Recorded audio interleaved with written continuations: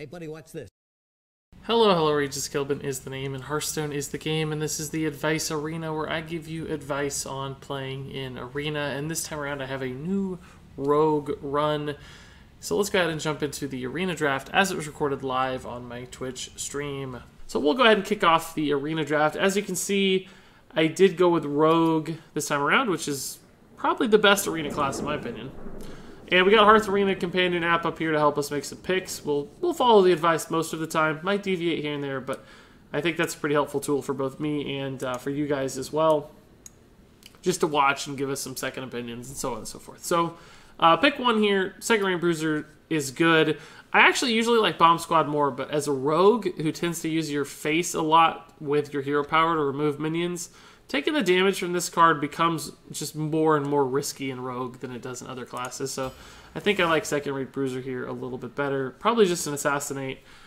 These are both fine minions to get you off to a good start. But hard removal in Arena is just such a premium and so good that you can't pass it up. I mean, we'd rather have a Vile Spine Slayer, I think. But, you know, this is kind of the OG Slayer. These cards all suck, honestly. This is fine if it hits.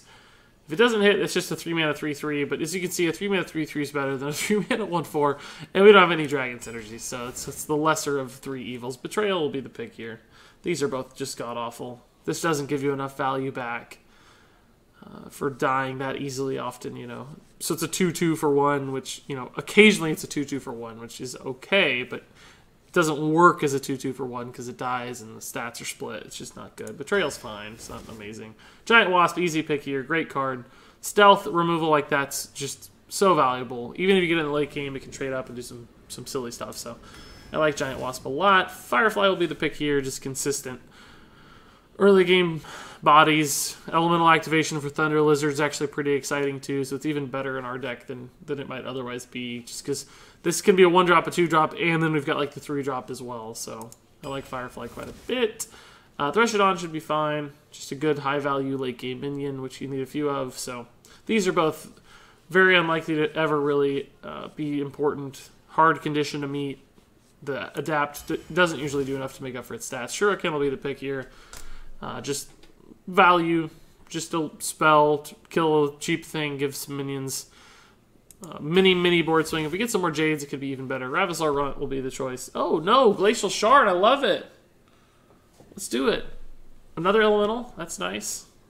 Tempo is good too, just freeze effects are good. Yeah, Hearth Arena is definitely right here. I love Glacial Shard. I'm convinced. This is tough. Envenom Weapon, I think. Really? It's given it the... Like, see the tier score. Normally, Envenom Weapon is a 97 because it's so insane.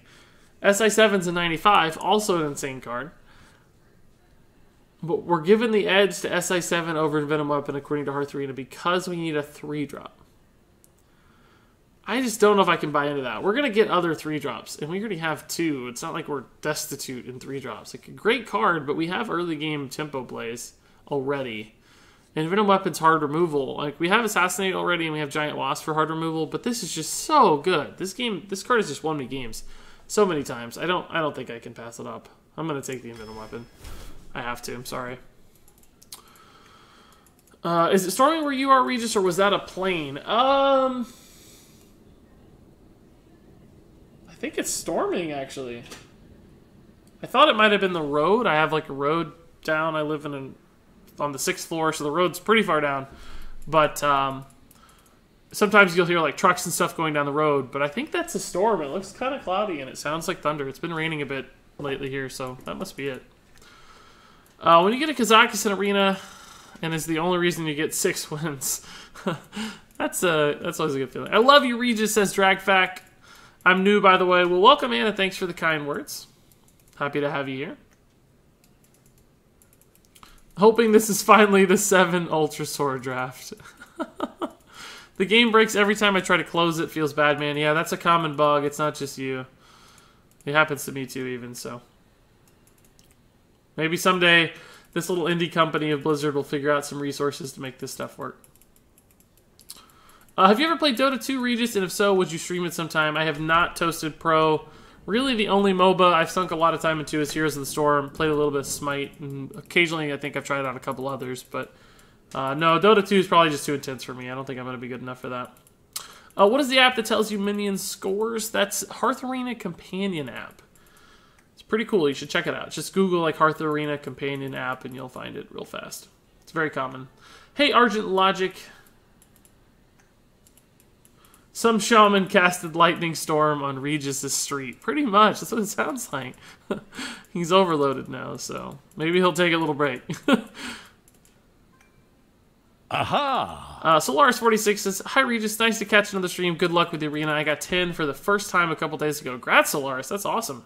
It's not easy to get 10 wins, dude. Not easy at all. I've only gotten over 10 once so far in Ungirl, I think. I got a 12 and a couple 9s so far. A lot of 6s and 7s so far for me, too. Seems like 6 and 7 is sort of the magic number for Ungirl so far. So, as far as this pick, we got another freeze effect and just a nice body on Frost Elemental. I like this minion a lot. It's the kind of thing that can just win you games because you freeze out your opponents. I guess Obsidian Charger is good because it's a weapon, but it's sort of an expensive weapon, and we're not going to activate the condition. But these are just both very hard to make work. The tempo is not usually worth the top deck risk of counterfeit coin and the slot in your deck risk. You're just giving up too much value for a 0-drop potential tempo gain that's very unlikely to pay off in Arena. So, I don't know about this. I kind of like Vanish better than... This can be removal. I'm surprised this is such a low tier score. Am I crazy? Maybe I don't play enough Rogue, but... Why is Vanish have such a low tier score? It's great tempo removal in Arena, in my opinion. God, have I been overrating this card? To me, it's like the Mega Sap, right? I mean, the risk, of course, is you do your own guys too, but if you're way behind on the board, this can help you recover a game. Because, of course, it gives them cards back, and card advantage is valuable, but tempo and board presence are the most valuable things. And you can, like, Vanish and then play a 4-drop and, like, keep up with your opponent sometimes when you otherwise couldn't. Man, I'm stunned at this tier score. I don't think I've ever seen Hearth Arena give this a tier score before, but that is way worse than I expected. I feel like I've used this successfully numerous times, but anyway, we'll go with the recommendation. Racketier's fine. Boulder Fist Ogre, it's cool. Man, these are some junky picks. Is this really the best choice? It dies for free if you're behind. If you're ahead, it's a pretty good card because it's a 7/7 for 5, which is nice, but if you're behind, it just dies for free. Faceless Shambler, 2 conditional, Dirty Rat, too risky. Just can blow you up instantly. You don't need to worry about combo breaking in Arena, of course. So, sure, I don't like any of those picks. Tark Reaper here for sure. It's an amazing minion. Love it. And it's an elemental, which is good too, because we do have 1 elemental activated card here. So that'll be a nice little bonus. Ooh! Interesting. Is this really the best one? I cannot believe it's better than Zeril. I cannot believe it. I can see why Sherazan's bad, right? It's good and constructed, but in Arena, you just don't have enough cards to play. It's so hard to activate this guy in a single turn. And if you do that, then you've probably lost the game because you've just burdened an entire hand for not much value, right? How often is refreshing your hero power good for Rogue in Arena, though? It's not like one of those things where you can get double the value off of it instantly because it takes multiple turns to attack, right? So I have to take Zeril here. I cannot take Auction Master Beardo. I think the reason they want me to take this is because it's a 3-mana 3/4, which is just a decent stat allocation in Arena. But we already have a good set of 3-mana minions. We'll probably get some more. And I think Zeril just has a lot of upside and high skill cap potential with things you can get out of it. So I'm going to go against the pick here. God, the average card quality, we're getting like all 50s and 60s and stuff. This tier score is going to be bad. This is just removal. We have a lot, but it hits sometimes, right? there's big stuff in the game occasionally. We can kill our opponent's validated Doomsayer after it gets a turn to hang out. Lucky Do Buccaneer, honestly, with Obsidian Shard is a thing. But it's so hard to get 2 cards in hand and actually going at the same time that's unlikely to work. Dark Speaker, this card I've had it work a few times, but it's, again, very inconsistent, so sure, we'll take this pick. Bog Creeper, obviously, crazy good card. amazing. The other two, average. Charged Devil Sword, incredible card. I love it. We're getting some good late game too, which is nice. Oh, double legendary, sick. Ozrock could be cool because we have so many elementals, right? And he's better in arena because there's just less removal in arena, harder to kill a thing like this. But Sogoth, I think, just more consistent, right? Same exact kind of minion, but this one is a 5/10 some of the time, and 5/5 the rest of the time. This is always a 5/9 and has the upside of non-targetable effect, so dodges, assassinates, and polymorphs and stuff. So Finja clearly bad. We don't have any Murlocs at all, so Eviscerate for me is the pick. They want me to take another Assassinate? I don't think so. We have so much removal. There's just no way. We already have Assassinate, Big Game Hunter, Giant Wasp, and an Envenom Weapon.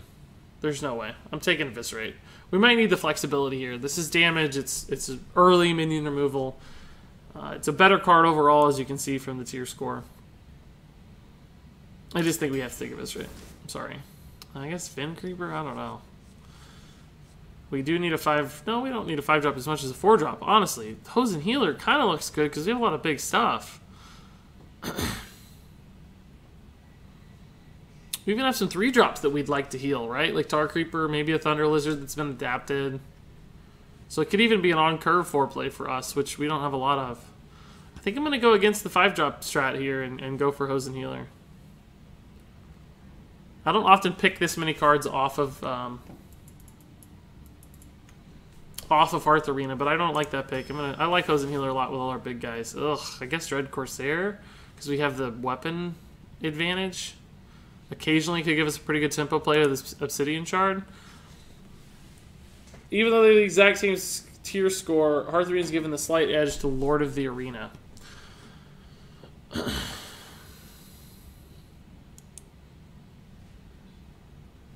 Why? This logic makes no sense, but since Dread Corsair increases our need for board clears, why does it increase that need? Doesn't make any sense to me. I don't understand the logic there. I think it wants me to take this for curve considerations because we have a pretty late game oriented deck, but I think, you know, this is a... With Rogue, this is basically always a 3-mana 3/3 with Taunt, which is fine. It's a Grizzly, basically, and occasionally with Obsidian Shard, it's going to be a 1-mana 3/3 with Taunt, and I think I like that better than Lord of the Arena. We have a lot of late game already, or enough, I think. I'm going to take the Dread Corsair. I'm picking off of Hearth Arena a lot, which is rare. But, I don't know, some of these logic choices don't make tons of sense to me. Jungle Panther's fine. They all kind of suck, honestly.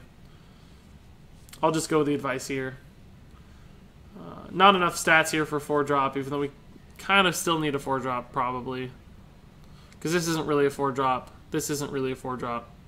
Reckless Rocketeer is good damage, but I don't think we're going to be looking to win games that way. We're going to win off minion pressure, so we'll just take that. Man, I guess Blowgill Sniper for tempo.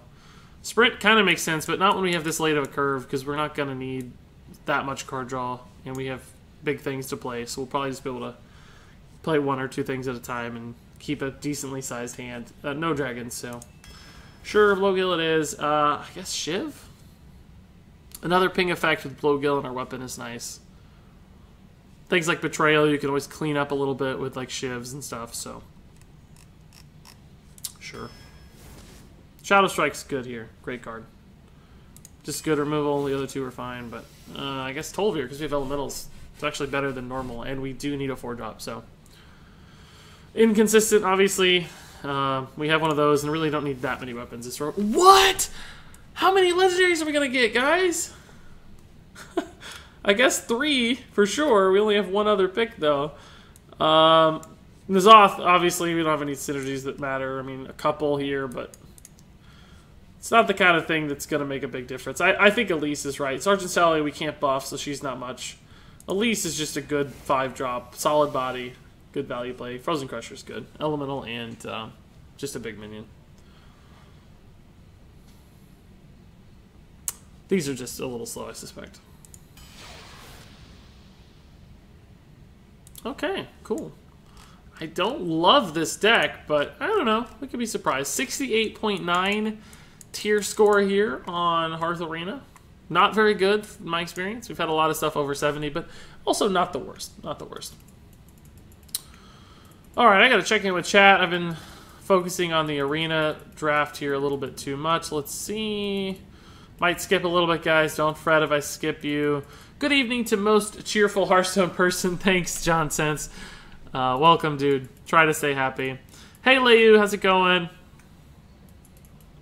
You don't need a legendary if you have 5 Spike Ridge Steeds. I hope I don't queue into you. God, that sounds miserable. Sounds terrible. Not the best deck, sad face. Yeah, I don't know. We'll see. I think you could win some games, but... Wow, Regis, I can't believe you objectify women like that. She has a nice body. Yeah, it's a joke now. So many times I've sort of just inadvertently talked about Elise having a reasonable body for a 5-drop, like a 5-mana 5/5. It's a good body, that kind of thing. But every time I say it out, people say, "Oh, Regis loves Elise's body." So I'm just all in on it. I think it's funny. Perplexic Fat Guy says, finally caught you live. It's 5 a.m. here in Thailand. Keep up the great work. Thanks, Perplexic. Appreciate it, dude. Thanks for stopping by, and thanks for either staying up super late or getting up super early. Either way, very appreciated. Regis, I'm very limited on my dust, and I have the card The Beast. Should I disenchant it? Yeah, almost definitely, Gomez. I think so. It's almost never playable. Crusher says, why do you have to stream so late? I got school tomorrow and it's like 1 a.m. Sorry, dude, I can't help it. I gotta stream when I can. Try my best. Is Hearth Arena a downloadable program? Aha. Yes, indeed it is. You go to a website and you can download, like, it's part of the Overwolf app, it's called, I think. Didn't realize I was watching an experiment for Elemental Rogue. It does feel a little bit like that. What rank are you in Ranked, says Cracked Window. I think currently rank 4 and like 4 stars. I was up to rank 2 a little bit, dropped to rank 3. I've been bouncing around between rank 3 and rank 4, playing a weird priest deck for the last couple days. Hey Regis, SOS, I've opened 2 legendaries in a row that I already have and I don't usually buy packs. Well, it's good that you got legendaries. It sucks that they're duplicates, but at least you can get some dust. That's always nice. Leu got a golden Sunkeeper. That's awesome, dude. Best card in Unguro, maybe, so grats.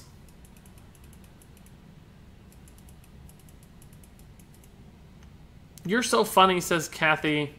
I don't know if that's sarcastic or not, but I'll take it as a compliment. Thank you, Kathy. So let's go ahead and jump into these games, guys. Let's see what we can do. Last run was a 4-3 Warlock, I think, which was sort of disappointing, but not unexpected given the quality of the deck. Before that, we had the 12-2 Paladin, which was a big surprise, but a nice 12 win. I don't remember what was before that, but we're pretty much just in the middle here on Unguro Arena runs. We'll see how it goes.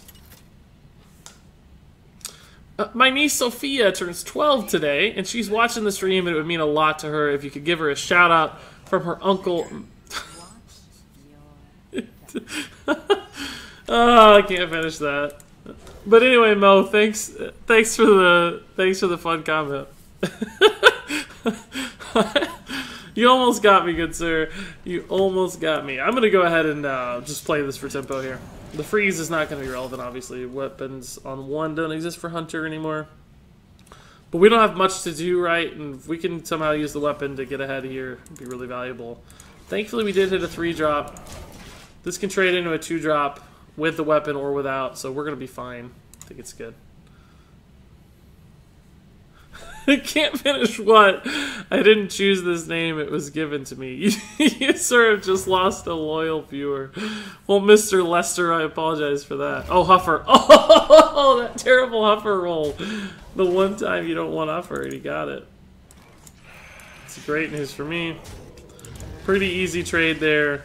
Insanely good Glacial Shard here. Traded into a 3-drop, burned the coin, and got 2 face damage. Like, you can't do better than that. The problem, of course, is we don't have a play right now. So that sucks. Could be Snipe. It could be Explosive Trap. Could be Freezing Trap. I think we'll just play this and hold the Wasp. And hold everything. Just see what we can do next turn. Maybe test for freezing with the Thunder Lizard. That's not how cards work. It's stealthed. But he was targeting it with something, so maybe a kill command?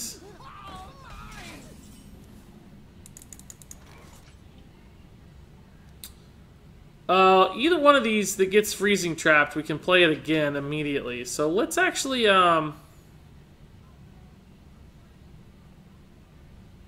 this can kill better things than this can, so let's go ahead and test. But the problem is, of course, if this gets freezing trapped, we're going to have to make this trade, maybe.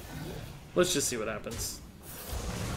I bet it's explosive, but I can't attack face and re-weapon, unfortunately, if it is, because it kills my wasp. So I kind of just have to sit on this turn and do absolutely nothing. I mean, I'm basically losing 1 face damage because our curve is just so awkwardly bad right now. But it's okay. Aha! Ooh, you don't see that play every day. I think this is just a giant wasp and Frozen Crusher play. We could assassinate, we could, like, Shadow Strike. I guess Shadow Strike wouldn't have got us there, but we could have just froze it, right? There were things we could have done. But since we know that that's there and it's sort of a risk to leave it out there with what we think is an explosive trap, we'll just go ahead and get it out of there while we can.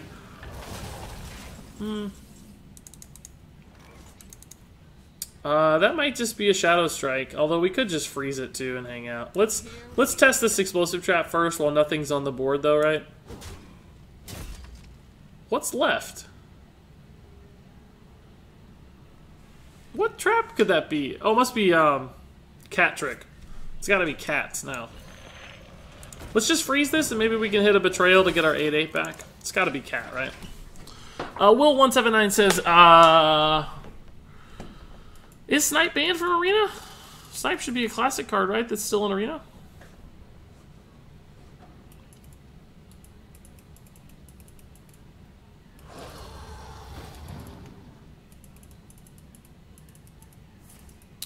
My biggest regret in Hearthstone is disenchanting Sunkeeper because I don't play Paladin. But then my friend called me dumb and made me realize my mistake. Well, that is kind of sad, I gotta be honest. Can't be targeted is actually really annoying for us. Because now we can't kill that very easily. We can betray, trade. It's fine, I guess. We take 5. It's not the best, but should be okay. This is going to summon him a cat, too, but we can't deal with the cat, unfortunately. Is there a way to summon the cat first? Wouldn't matter, because this would be in the middle, so we're just going to have to do our best here. Is that the best line? Does 3, 8, 9 with the face. What can I play afterwards? I'll have an 8/8. I won't be able to play much else, though. I can play a Big Game Hunter for tempo. I can play a Hosen Healer for tempo. Do I have to betray it? Can I just leave it up? For instance, can I just trade Hosen Heal? Weapon? Maybe that's just the better play. We don't have to kill it.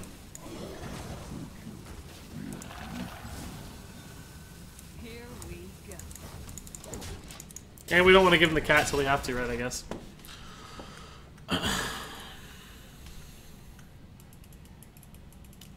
Hey Regis, how's it going? It's going well, TSH, going well.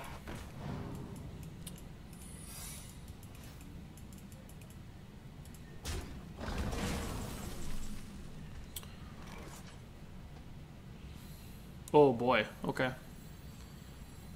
We got a new trap out, don't we? We should test that first. Guess we'll test for freezing here. I hate playing around traps, especially in Arena of all places. Like, come on, game. Might be snakes, I guess. Snakes is fine. We can deal with snakes. I'm gonna Envenom Weapon and kill this one. Just make this trade. That leaves us at 4. What else can I play? Not much, really. This hand is just all removal. It's very awkward, I think. There's the cat. Oh, we could almost betrayal if I do it another way. Is it worth a betrayal here? Just envenom this guy and then betray the nesting rock to clear his board? I don't have anything else to do with my mana, so I'm kind of considering it. Takes a beast off.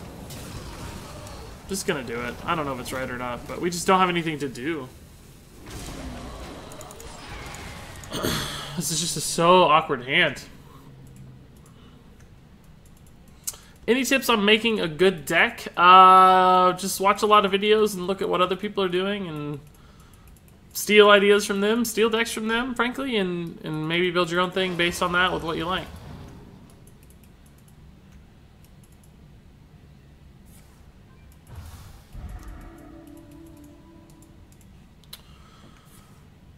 I don't really get why no one uses Snake Trap anymore. Seems like a pretty good card to me in the right setting. Yeah, I actually agree, Fancy Guy. And it's had, like, brief moments of popularity, and then it just seems to go away.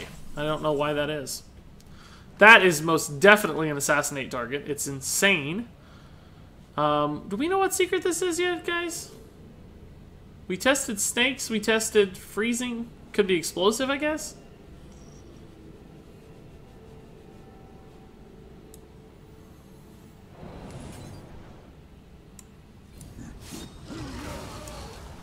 Playing this guy for tempo for sure. Explosive trap doesn't, or not explosive trap, I mean explosive shot doesn't really matter. Hidden cache. That was not something I was playing around, I'll tell you that.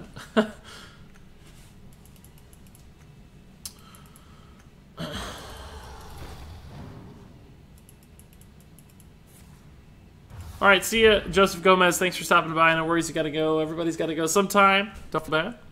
How long will you be streaming? Asks Merkerp. Another 2.5 hours or so. Another 2 hours, 15 minutes, 2 hours. I don't know, somewhere around there.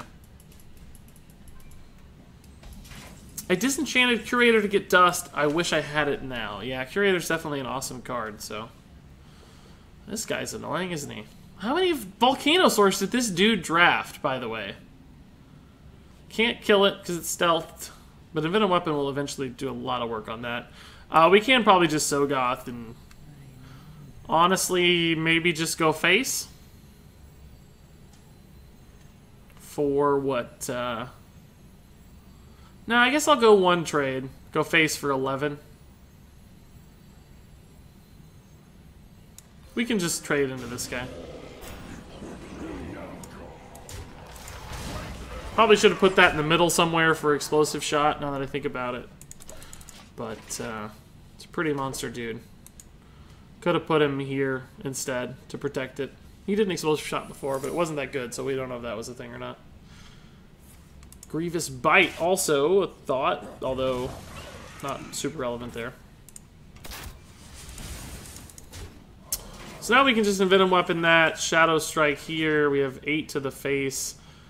We do kind of need to test the secret, or not. Or not. Okay, cool. I'll take it.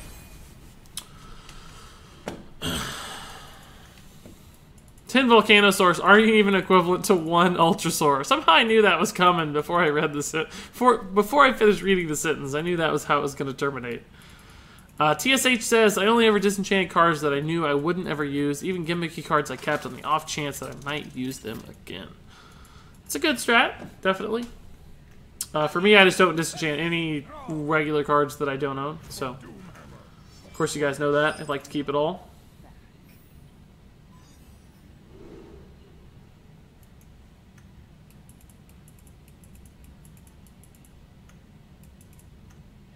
I kinda like you, says I eat pears. Well, thanks, dude. So far, I kinda like you, too. Shadow Strike's actually maybe worth a keep. We just don't have a lot of early game stuff, right? Like, if you look at our 2-drops, like, our curve looked fine, but look what it is, right? It's Eviscerate, Jade Shuriken, Shiv, Betrayal. We have 1 minion on 2, so I don't think keeping a 2-drop is, or looking for a 2-drop is certainly worth it. We don't have coins, so double 3 is a little awkward, admittedly. But just depending on how the game unfolds, we might want one of these and not the other, and this could be a good, like, 4-drop too, so I'll go ahead and keep it. There's just a risk if I toss it back, we get a bunch of 8 and 9s and stuff, right? But we're going to weapon on 2 almost every time. That's another good 3-drop, so at least we'll have a turn 5. We'll probably use the weapon on 2, because we expect to weapon again on 5. Might hold it 1 turn. See if he plays the totem or something we can get. I am at least glad I'm going first with this kind of hand, I think. Basically, his 2s are playing into my 3s instead of the other way around. So, Stuff like Tar Creeper can do a lot of work, making multiple trades into a 2-drop and a 3-drop, right? And then we've got like Shadow Strike for his 4 or 5-drop too. At least we'll get some weapon value. That's good. Since I can weapon both of these, I think I'll just go ahead and develop the Wasp here. Not that I expect it to attack soon, it's just that the Tar Creeper is probably not going to get a ton of value on what we see on board, and it might get more value next turn, right? Because I can just weapon this down too. So it sort of gives me a free turn to develop this. And see, that'll trade just fine into the Tar Creeper, so keep the Wasps sheathed for now. It's pretty much what we said. We can expect a 3 and a Hero Power on turn 5. Maybe Hero Power Dread Corsair, if that's a thing. We'll see. Your list makes me want to experiment with a weapon Pirate Rogue. Any possibility of it working? It's a good question. I've thought about that kind of before, too. I'm going to add that to my Dexperiment list real fast, just in case I haven't thought about it recently. I don't know where that's at, though. I can put it in Discord here. Just give me 1 second. Weapon Pirate Rogue. There we go.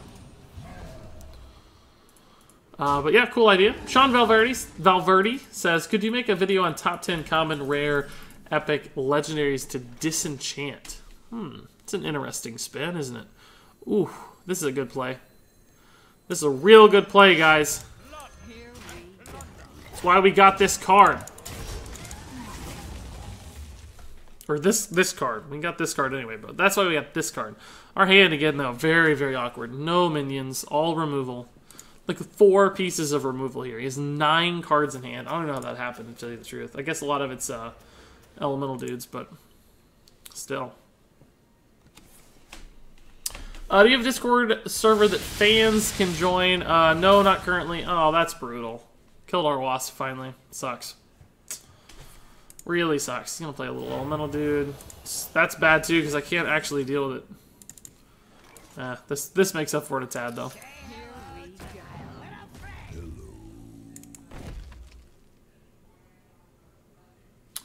There might actually be some incentive to killing this instead of this, because it's a totem. And that gives him more finesse over what he rolls next. Like if he needs spell damage, for instance, it gives him a slightly higher chance of getting spell damage. Or a taunt totem that could perhaps interrupt our little friend attacking something. It's very likely that the Flame Elemental is just going to trade into the Dread Corsair anyway. So I think I'm actually going to kill this totem just to increase the likelihood that he gets that totem again. Even though, as far as stats are concerned, this would be a smarter trade. It's the little things, right? It's the little things.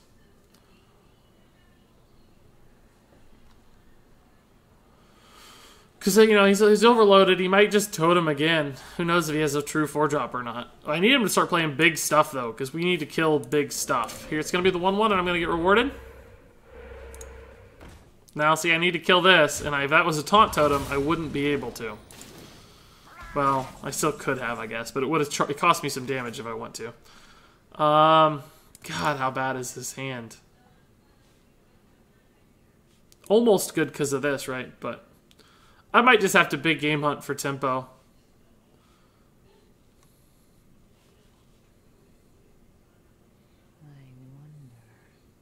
Could Shadow Strike this?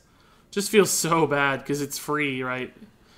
Normally you don't want to Shadow Strike things that are free. I think we'll just clear his board, and we could leave one of these 1/1s up and just go face for 6, but I think we're more on the board clear game than we are on the minion pressure game, so I think it's okay to take it just a little bit slower. And I don't also love this attack because it's 3 into 1, right? But there's stuff like Flametongue Totem, it matters keeping boards clear, so.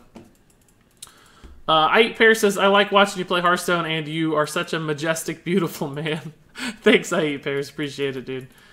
Hey, Regis, just wanted to say thanks for the great content. I often go by your 10 best guides. Cool, thanks, Steve. Happy they're helpful, man. Of course, you should always look for second opinions too, right? Because I don't always get it exactly right. Try my best, but I recommend everybody looks up some second opinions and gets the consensus opinion before making big decisions with their dust and stuff. Regis, did you keep the 2 golden gastropods you crafted? I don't think so, bad boy. I think I eventually disenchanted. I love that people get so much joy out of me accidentally crafting golden cards, though. I'm glad I can be the sacrificial lamb that brings people joy, truly. Why Lazy Doggy says, top 5 favorite games of all time. Wow. Hearthstone and World of Warcraft are on that list for sure for me. Not necessarily World of Warcraft lately. I mean, it's still really... I like Legion a lot, but back in the day in vanilla is when I really liked World of Warcraft. And then... beyond that, I think Final Fantasy VIII, of all things. It was my first Final Fantasy and my first really big RPG back when I was junior high or whatever. So I really liked Final Fantasy VIII. It was a really important game to me. Gosh, what's after that? Maybe Grand Theft Auto 3, in a similar vein to Final Fantasy. A little bit later, of course, in my development, but still one of the first like open world games I really ever played. Is this just a betrayal? We don't really get to do much with this tutu, and it threatens the big game hunter. I guess I could just freeze it and betray it. It's honestly not an exciting betrayal, right? Like, you normally want your betrayal to hit bigger stuff. But the Charged Devil Sword doesn't do much. I'd like to be able to push some face damage. It does technically protect this guy a little bit. We got a pretty good board at this point. I don't think I'll be hero powering next turn. Probably actually should have hero powered this totem now that I think about it. But I don't know, we threaten lethal now. We have 15, 16 on board, so actually probably right to threaten lethal instead. This guy can clean up a minion if need be.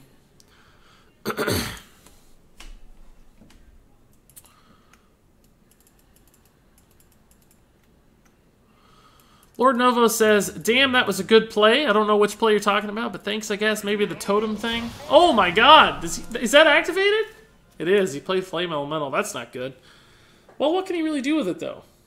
3 damage only kills 1 thing. That's not that exciting. Yeah, that's not that exciting. We can just assassinate this. Go face for a bunch of damage. Assassinate, re-weapon, I guess. Yeah, now, of course, I regret this. But like I said, we did put ourselves in a position to get lethal if we had... we could just Shadow Strike it to protect our minion, honestly. Shadow Striking a 2-2, not exciting, but fine. Totally fine. We're going to do 11 to face, right, with 11 on board still.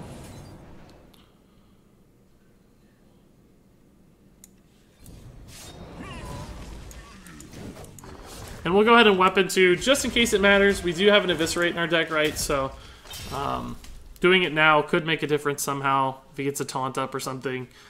We'll expect to have the mana necessary to hero power next turn as well, so it's not like a waste. Have you ever been to E3 or BlizzCon, says Crazed Cheese? No, actually. I have, I've gotten a press pass to E3 in the past. Like, I signed up and got one for some other video game writing I was doing. Wow. Double Hex. That's actually crazy. I mean, I guess Elise is good. Elise Weapon. Sogoth is also insane, so we'll just play this. He can't trade into it, he can't hex it, so how does he beat this? I don't think Shaman has a single card to beat this. He can taunt, but then we can Devil Soar through darn near any taunt he plays. So I think that's just game. But no, I never actually went. I got a press pass, never went. I've been to other shows, been to a lot of Comic Cons and stuff. Not the San Diego Comic Con, but I've been to a bunch of different Wizard Worlds, and I've been to C2E2 in Chicago, and wait, what? Oh, for some reason I thought that was already a bluegill. I must have just seen that wrong or something. I don't know. And I've been to Toy Fair, which not everybody's heard of, but it's a show in New York for toy industry people specifically. It's not a fan show, it's an industry show. So other things, but no, not those two specifically, but I'd love to go for sure. I mean, cons and shows like that are exhausting, especially if you're there to work. It's really exhausting. It's more work than it is fun, but still a lot of fun. Hey, Johnny Spin. TSH asks if you considered making deck experiments specifically in Wild. Actually, I'll just keep all 3 of these. It's the best possible early game I think we can get in this deck, to tell you the truth. So Goth's a little late. Anyway, back to the comment. A long time ago, I had a deck that wasn't great, but I loved to play. It was a Hobgoblin deck with Bolster, and I played a lot of 1-mana taunts like Annoyatron, No Morgon Infantry, and Acolyte Pain. That sounds really cool and fun, TSH. I haven't done a lot of Wild experiments for a couple reasons. One, I just don't know Wild that well, and it's hard to keep up with all that many cards these days. I certainly admire the people who do. Good on them. It's awesome. I don't know if I have the time and or skill to keep up with that many formats, though, to tell you the truth.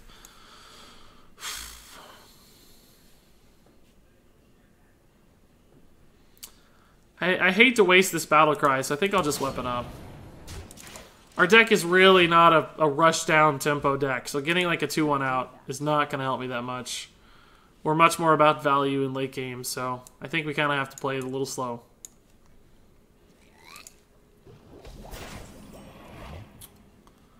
That is an annoying card to deal with, honestly, already. I think we'll just develop the Wasp and hope to trade it next turn. He doesn't have much of a trade here, so it's good. But I like that idea a lot, TSH, as far as the deck is concerned. It sounds really awesome.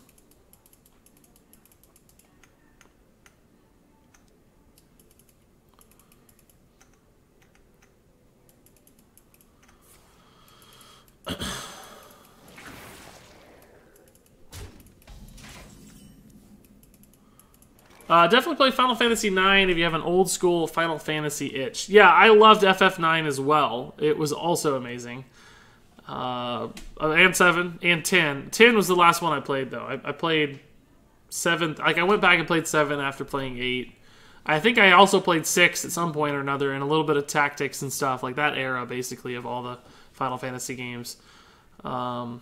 But 8 was my first one, and frankly, I think just my favorite to this day. That might have been because it was my first. FF9 was probably my second favorite, though. I loved the actually truly fantasy setting, unlike FF8, which has like some sci-fi fantasy stuff in it, right? So we can actually just play some dudes here, I think. Basically clear this board of junk.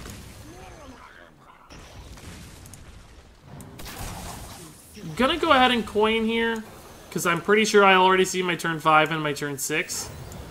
With the Tol'vir on 5 and the Crusher on 6. It's not the perfect curve, right? But clearing the board is nice. It's a good feeling. Gets some stuff out, draws me a card. I developed the Elemental for Tol'vir, so this will be a great turn 5, honestly. Oh my god. Instead, I might just have to assassinate that. Could just freeze it, I guess. Yeah, let's just play the Tol'vir and freeze it. And then we can assassinate it next turn. Honestly, don't even really need to freeze it, do I? It's just going to hit a Divine Shielded Tol'vir. But I kind of like the Divine Shield, right? Like, that's actually a pretty important aspect of this card. This gets punished by... this gets pretty punished by Hellfire. So, we'll see if we get punished by Hellfire or not. Don't want to play around it, but... It does get punished by Hellfire, it's obvious. Shadow Flame, not really. A little bit, but I don't mind. Saves me an assassinate if he Shadow Flames. No Hellfire incoming, that's a good sign. Okay. Now we're in a good spot now. So I think we just assassinate, clean up this junk. Kill this last, obviously. We'll make some bad trades probably at some point, looks like.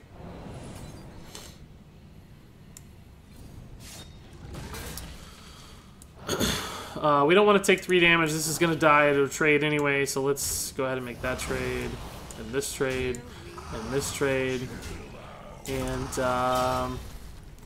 doesn't really matter which of these we kill, I guess. They both could give me value if I somehow get a pullback mechanic from 0. I think I like the ping better than the freeze, because it's a little bit of damage.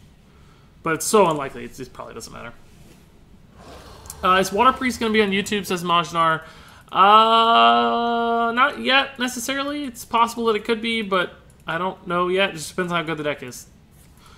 Tom Jeep with the cheer, I see. Thank you, Tom. And he says, glad to catch your stream. Thanks, man. Appreciate both the bits and what essentially the donation and the kind words as well, Tom. Appreciate it. I think I also missed a lot of follows already. I did. Shoot. I don't always process them going off in my brain. But anyway, Riki's 12, Valrich, Mo, Lester, and Acid Donkey, guys. Thanks for the follows, all of you. Appreciate it. So we can just kill that and play second rank bruiser. I think is fine, right? It's 1 for the shield, 5, 6 for the hero power, second rank bruiser. It's not the best possible play, but it's a pretty good play.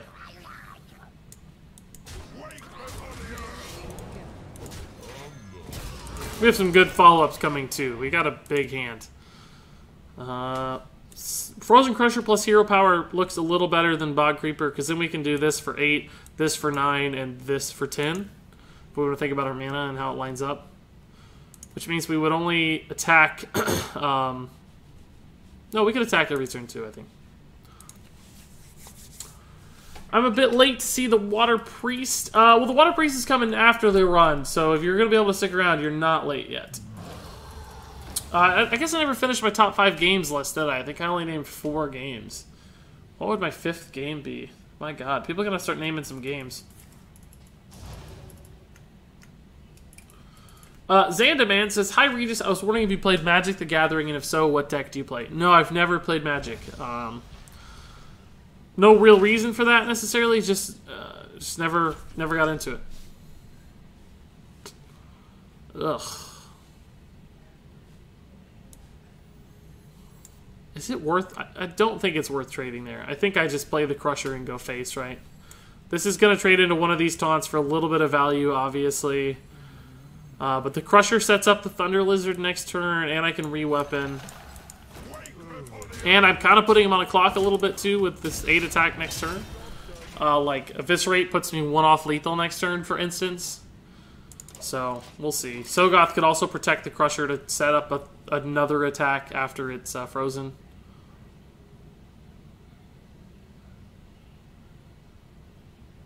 Shadow Flame would be really bad. It's possible. But I just can't give up that much damage against a Warlock. They're constantly worried about their life anyway. Sean Valverde says, my top 5 games, Last of Us, Fallout, 3 New Vegas, and 4, Hearthstone, Destiny, and GTA games. Pretty good list. Pretty good list. Have you ever heard of Darkest Dungeon? Indeed I have, Esmond Wang. I haven't played it, but I've seen other people play it. It looked pretty cool. Do you think this game is pay to win? Not in the traditional sense. It's pay to compete, though. You have to spend a lot of gold to get resources to compete. But once you're at that level, you don't, like, win based on unfair purchases. Like, you know, spending more doesn't get you more wins, basically, right? It's... You have a lot of damage here. But if we take it, we give him the board, right? We have 12 damage. Basically puts him off hero power for the rest of the game. But this is going to die, so if I don't get value out of it, I'm going to feel really bad. God. If I go all face, this does not threaten the Tolvir, so he probably has to trade this way. Then he's got a 4 attack minion and he can attack anything he wants with. He couldn't kill the Validator Doomsayer. He couldn't kill the Thunder Lizard. That's an 8 mana play. Could also play the Bog Creeper, but something like a Holy Nova just ruins my day, because then he can trade in here. Or not Holy Nova. Mortal Coil. He can trade here, he could Mortal Coil, and then he could kill the Bog Creeper with the 9/3, and I don't have anything else developed, right?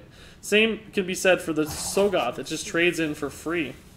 So I think I'm actually going to play the Doomsayer and the Jungle Panther. Even though we lose the activation here, there's a good chance the Jungle Panther just survives for lethal, because it's stealth. And this also denies him life tap, right? So...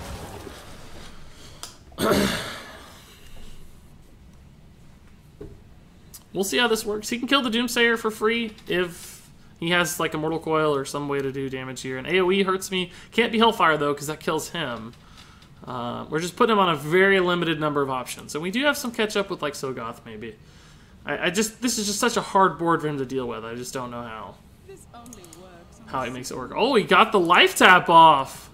But he has no mana left now. Just 0 mana. He can't accomplish anything with that much mana. There's just no way. Incoming concede. No way. Good lesson there, by the way, guys. I think we're about to see a really good lesson in action in that sometimes you just got to go face and make your opponent have the answer, right? That does not help him. That's going to kill him. Which is actually pretty funny. Pretty funny. Good way to suicide, I think. That's awesome. Can you do a 35 legendary deck video? Yeah, J. Kim, I can actually, and I probably will before too long. I want to do another all legendary deck now that Unguro has settled a little bit. I think that'd be really fun. Face Panther, looks like a couple of you guys saw it too in chat. Good job. You guys are good too. Hey Regis, are you going to make a worst epic list? I liked your worst legendary list. Yeah, I think I might, JM Charlie. That was fun. It's gotten a lot of good views too, so I've been encouraged, definitely. Man, a lot of comments I missed, jeez. Did you see where Toast played a budget hunter deck that looked very similar to the one you made in your budget deck video to Legend? I did see that, yeah. It's cool. Well, I didn't actually watch it, but I mean, I heard about it. Right. Is this worth a keep? I mean, it's not likely we hit the other elementals, but it is just a 4-mana play that's a 3/5. It's probably not the worst thing. Yeah, we got a better 4-drop, so whatever.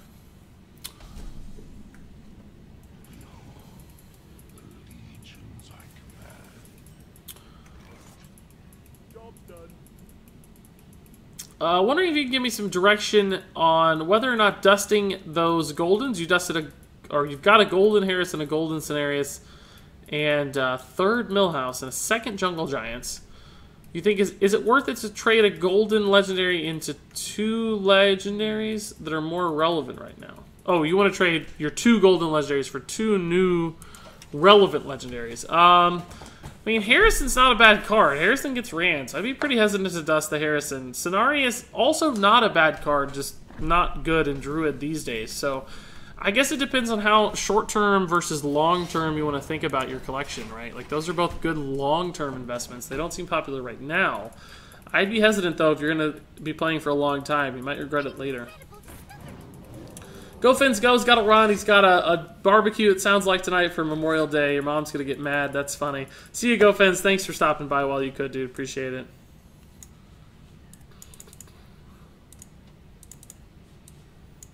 Yeah, I think we'll just develop this. Did he actually get a secret off that? No.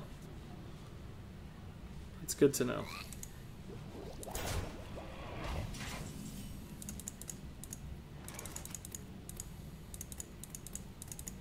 I think we're going to take it slow again, boys. Could Zeril, but I don't know how soon I'm going to get to spend the spells it gives me. I think Tolvir just lines up reasonably well against the board, right?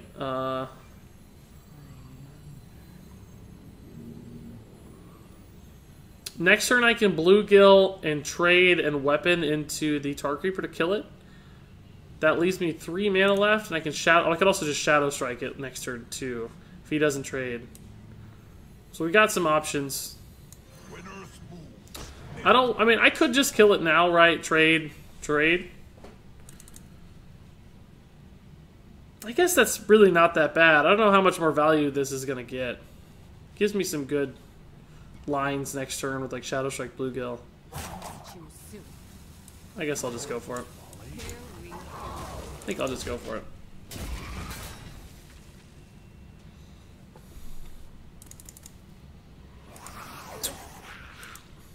Pretty good turn, jeez. An insane 2-drop and an insane, I guess what did he spend on it? 2 mana? Yeah, 2 insane 2-drops, jeez. Shadow Strike trade. Ping trade. It's fine. Thankfully, we actually have a kind of crazy answer for this. Like, we're going to take some damage, obviously, but we got the board back. Like, that's actually a pretty crazy turn. given how good his turn was, the fact that we were able to answer it sufficiently is great. I'm glad we made the play we did last turn, too. In hindsight, it looks like it set us up pretty well. I mean, the problem is he still has 7 cards in hand, and we're not that far ahead, and we have very little health against a mage, which is always really scary. Like, so scary, in fact, that I probably just have to assassinate this, I think. Obsidian Shard doesn't really get me there, right? Because I have to kill both my minions anyway, and that's not very fun. We could just play the secondary bruiser and try to, like, play around it, but pushing 5 damage face doesn't really accomplish much. And then this goes down to 3, which I still don't have a great answer for. Could maybe shard on 7, but I want a bog creep on 7, so I think just 5. It's a 5 for 5. It's not great. It doesn't look good, right? Because there's going to be bigger targets in his deck. But we have other removals, so hopefully we can get that stuff in time. Maybe just tank through it in the meantime with bog creeper. We could have tried to hit a 0, but I don't want to play this when we're too far behind. That lines up okay against bog creeper. He actually hit 2? I would bet money one of those is Primordial Drake. And I would guess the other is like Bilefin Tidehunter. If I had to guess. Feel pretty good to kill that, wouldn't it? But then we could just play the second rate. I think we just gotta hold.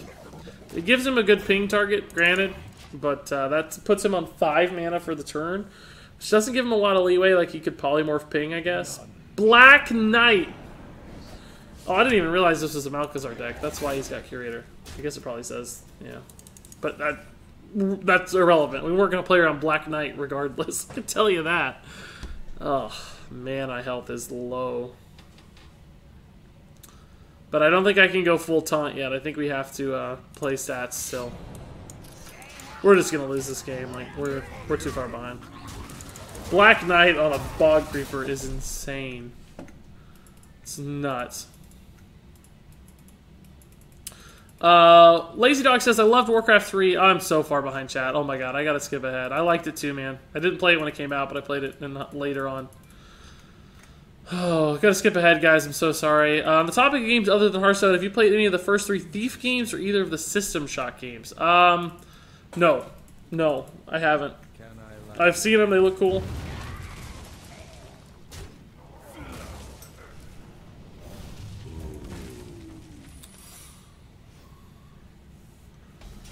That's not the real Amaz, by the way, guys. For lest anyone get excited. Not the real Amaz. What is this secret? I don't know what to do, guys. My hand is just garbage. Our game state is garbage. I know that could have been mirrored, and maybe I could have given him a legendary, but I'd actually rather him have the 3-2 and the death rattle than the stats of the 4-5 and the taunt of the 4-5. So, best I can do. Man, I don't know. It might be the point in the game where you you fire Lance Portal face. I don't know what kind of these are actually both good. Really good. I think we can just Frost LE, Obsidian Shard.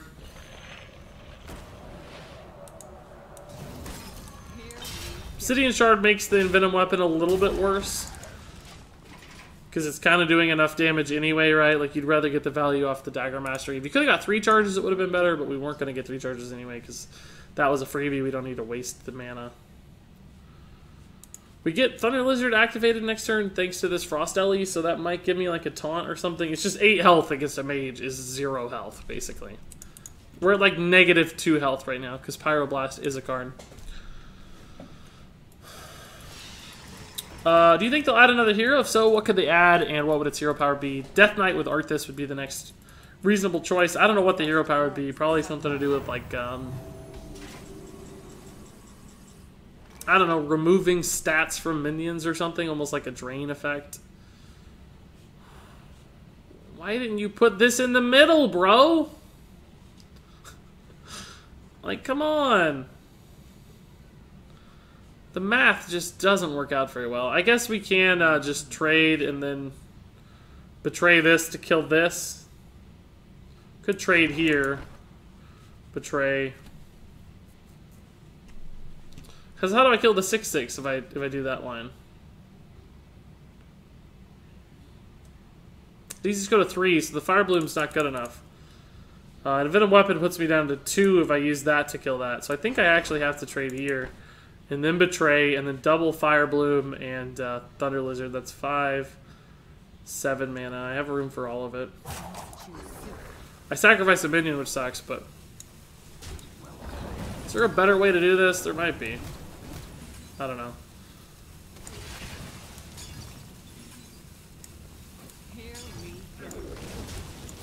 I'm down to 5. Like, how do I survive? I don't want to do that. Or that. We'll see. No cards left. He has 5 cards. I'm at 5. I think we lose, guys.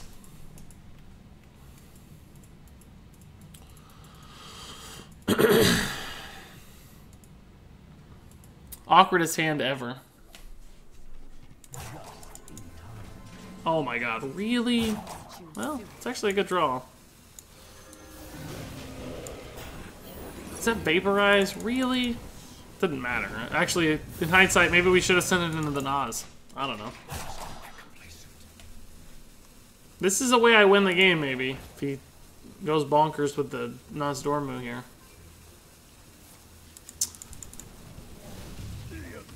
Oh, that's a game. Jeez, I can't beat that. Screw me. Elise ain't gonna do it. Suicide like an honorable man.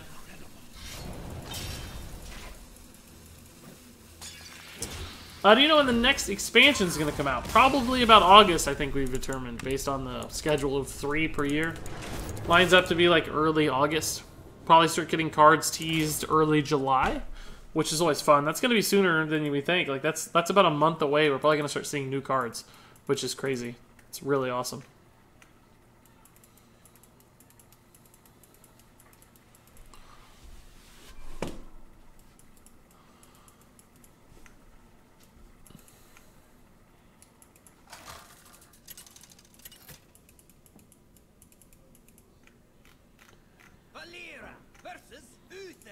So down to 3-1. Tough game. Don't even feel like we were ever close. Took too much incidental damage. Do we keep a 5-drop in the mulligan, as crazy as that normally would sound? We have the 2-3. This is actually probably a 4-drop, honestly. It's with the hero power. We're probably going to hero power on 2. Let's just do it. At least it's pretty good. Zero's a great curve breaker, too. If we can maybe hit a hero power dude with this, it'd be good.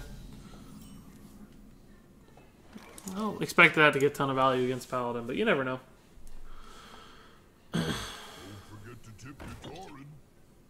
How long have you been playing Hearthstone, says J. Kim? Since Season 2, May of 2014, I think. Three years. More than 3 years now. In fact, I think I started like with 3 days left in the month, so probably 3 years ago exactly. Maybe yesterday. Who knows? Somewhere around there, though. Well, that's gross.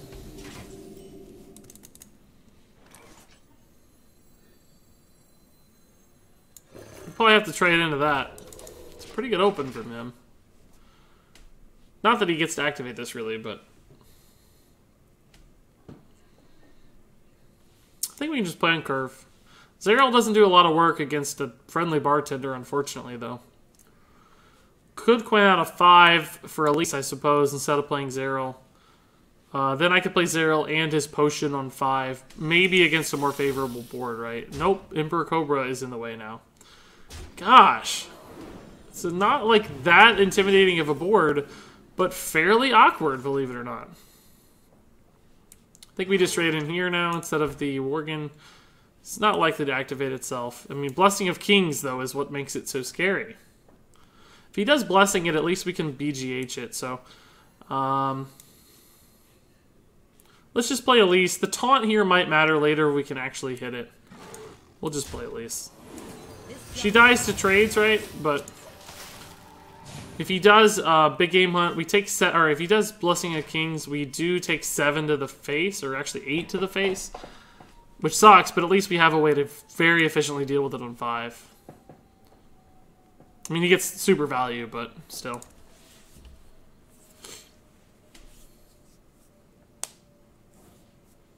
3 legendaries in Arena, seriously? Yeah, but they're honestly not that good. Sogoth is pretty solid, but very slow. So he didn't hit the...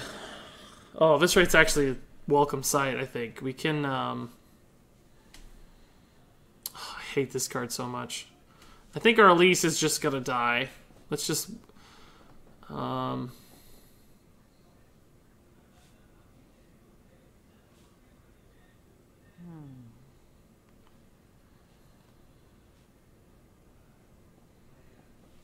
We can bluegill this, like Elise this, and eviscerate this. Don't have a 3-mana play, so I can't very easily get to 5. We could try to Zero, I guess. What toxin would actually help me, though? 2 damage toxin would allow me to kill another thing, I guess. Let's just Zero and try that route. Because 2/2/2 lines up a little better on 6 right now. We'll kind of be floating in mana. We might get a useless potion here, we'll see. This doesn't really help because of the volatile elemental. You can trade in a way that kills a minion. So I'm going to save this perhaps for value later. In fact, though, let's do this. Let's just kill whichever one dies and then stealth the other one. This might allow me to trade up into a different guy next turn. But the problem is we're at 17. We're functionally at 13 now. He's out of cards, so we could catch up here, but we need to stabilize, right? Like, we haven't got a head on the board yet. And it's going to be hard to still. If, you know, depending on what he plays. If he plays something that dies to Elise, we might be able to catch up. These little token dudes, though, are actually the hardest thing to deal with. Because we can't kill all of them at once, right? And there's going to be more because of the elemental coming down.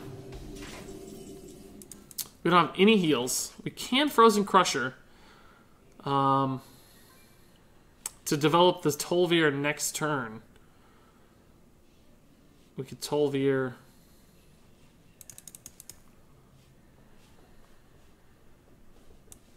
This just, again, it's another minion that doesn't trade into that little stuff, but what else can I do? I can Blowgill, Eviscerate, and trade, and he has 1, 2, 3 remaining. I have a Bluegill, and that's it. That doesn't feel very good.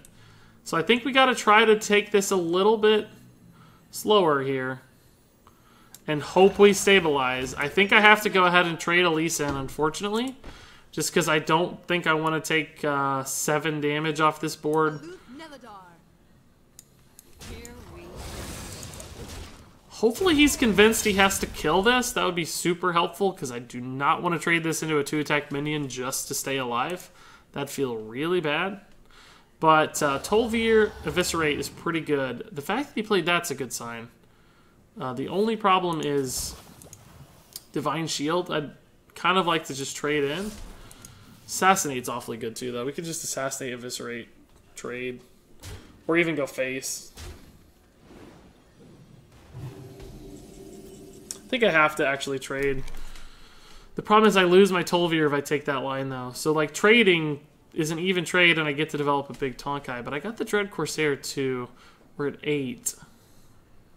I'm not going to take any damage from the board, though. I think I just like this better. We'll just trade the Frozen Crusher. It's sort of annoying, but we can make it work. We have the Charged Devil Sword next turn, too, to make plays. It's still an 8-6. I wish I could give it Taunt somehow. Sunfear Protector or something would be nuts. So we finally sort of stabilized, but we don't have a great trade into the board other than Charged Devil Sword. Play a 7-attack thing. That would be the dream. Let me BGH it. Wouldn't mind seeing an Obsidian Shard just to get this out for free, basically. Ugh. Ugh. It's a lot of damage on board. Ugh. Oh, Sogoth's good if I can survive the turn.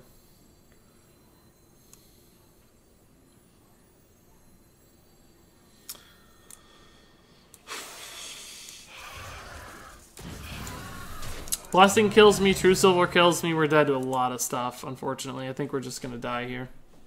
He had a charge minion. Like, come on. If we live through the turn, though, we have a chance with Sogoth for sure. Can trade this way, attack the 7-2 into something big.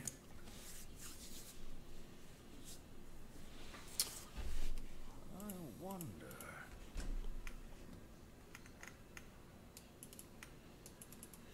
They should just do an adventure over an expansion in August, says Dilipus. Yeah, man, I kind of agree. Like, I'm gonna miss adventures, I think. It's just such an efficient way to get cards.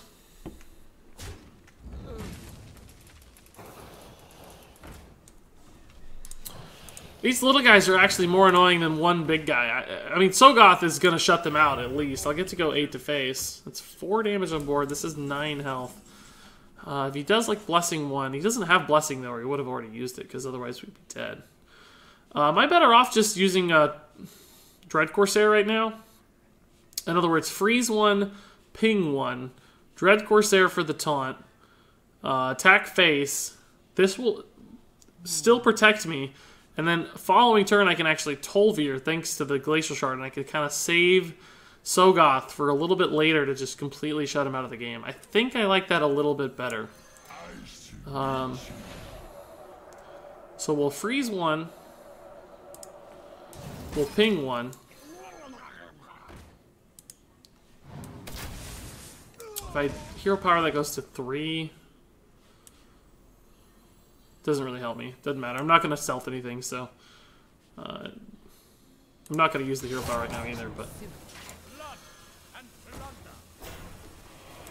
Question is, should I actually attack into one of these or not? I don't think so. That's just so much damage lost. But do I need to just not attack at all so that I can kill something big next turn? I think that's actually the answer, is just not attacking. I need this to make trades. I'm not stabilized enough to win the game yet. Right? Like, if you play something big, I need this active. 8 face damage right now is just not relevant. I know it sucks to waste a turn, but just in case I needed to attack, like, I have to try. Next turn, we can Tol'Vir. And maybe... Oh, God. That's scary. That's annoying.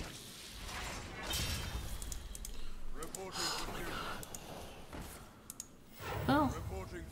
That's a lot of dudes, but we know what he's about now. Right? Like, we know what he's about. We can Jade Shuriken trade, play the Tol'Vir weapon, and then follow it up with Sogoth still.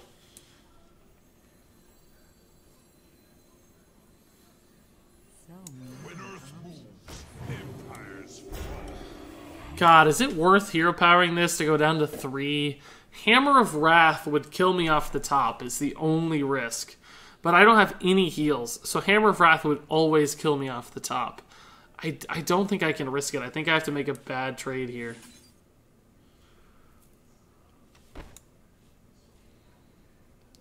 Five would be okay to go down to as long as I have taunts, right? Do I even need to kill the 3/3? Like, let's actually take a look at this, right? Let's kill that. We could kill 2 more. He could pop the thing and trade the 3/3 in to put this at 2. Yeah, it's just the most damage off the board. I think I have to.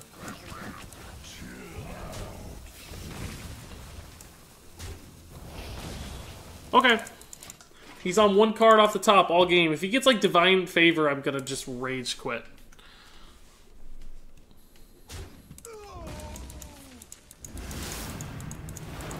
God.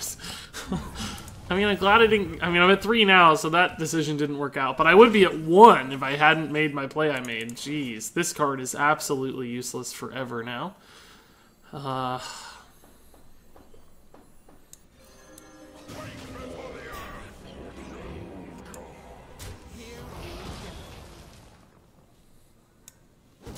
Actually gonna give this stealth, just because he can get a pretty free trade if I don't. Why did I think that was stealth the whole time?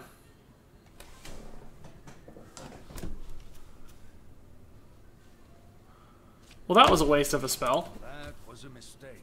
I thought that was stealth this whole time. Did no one say anything? I've been operating on the assumption that that was a... Oh, God, that's a good draw. Why did I think that was stealth the whole game? I must have just had it in my head that it was stealth and never even checked. Whoops. I thought that was a good play. The logic was to stealth that, and then they wouldn't be able to trade in, right? So they'd have to trade into the Sogoth, which is obviously a bad trade that he doesn't want to make. But that clearly is not how the reality of the situation worked out, so screw me, I guess.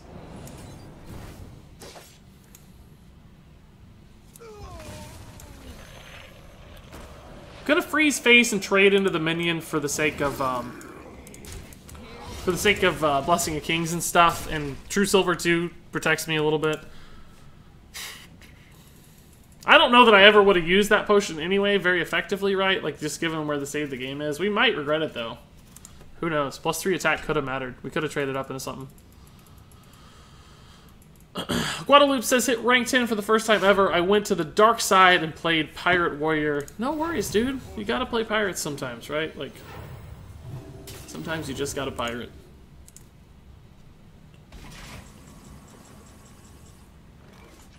I think we just start going ham now, right?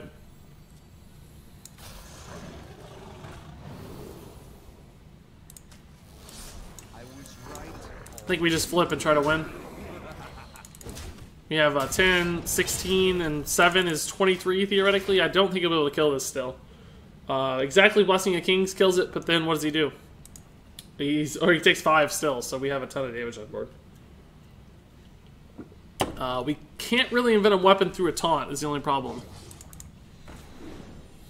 It doesn't help. That doesn't help. I don't think he has it.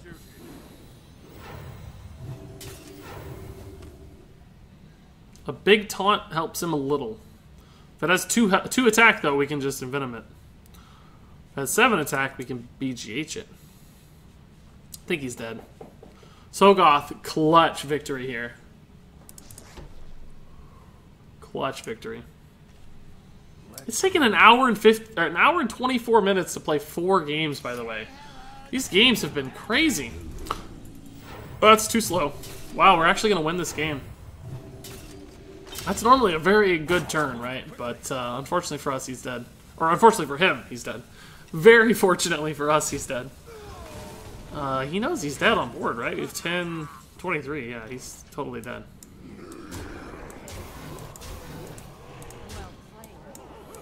God, we could even have hosened our Sogoth, too. How crazy is that? That would have been some BM, but he didn't play us unfairly. We won't BM him. He played us nicely. Just a tough loss for him, dude. I think, despite the weird potion or toxin misread, I think I played that pretty darn well. Not to be cocky, but I think we made a lot of good decisions about trading and health and stuff, managing our health total. Because, you know, like for instance, we couldn't have hero powered down a token at any given point to put us to 2, because that would have put us in consecration range, that kind of stuff. TSH says, I'm sorry I didn't correct you about the toxin. No worries, it's not your fault. I just like to blame you guys because I don't know how. I just had it in my brain that that's what it was. Did we ever? We never even had a stealth one, did we? I probably missed some opportunities in previous turns to utilize that plus damage, but either way, happy with the win. Regis, any ideas for a good Holy Wrath Paladin deck? There's the one making the rounds with like Hemet and Molten Giants and stuff that people have played, mostly as a joke, but I think it actually technically does have a little bit of real potential. Not to be like a high-tier competitive deck, but I mean, I think you can win games with it.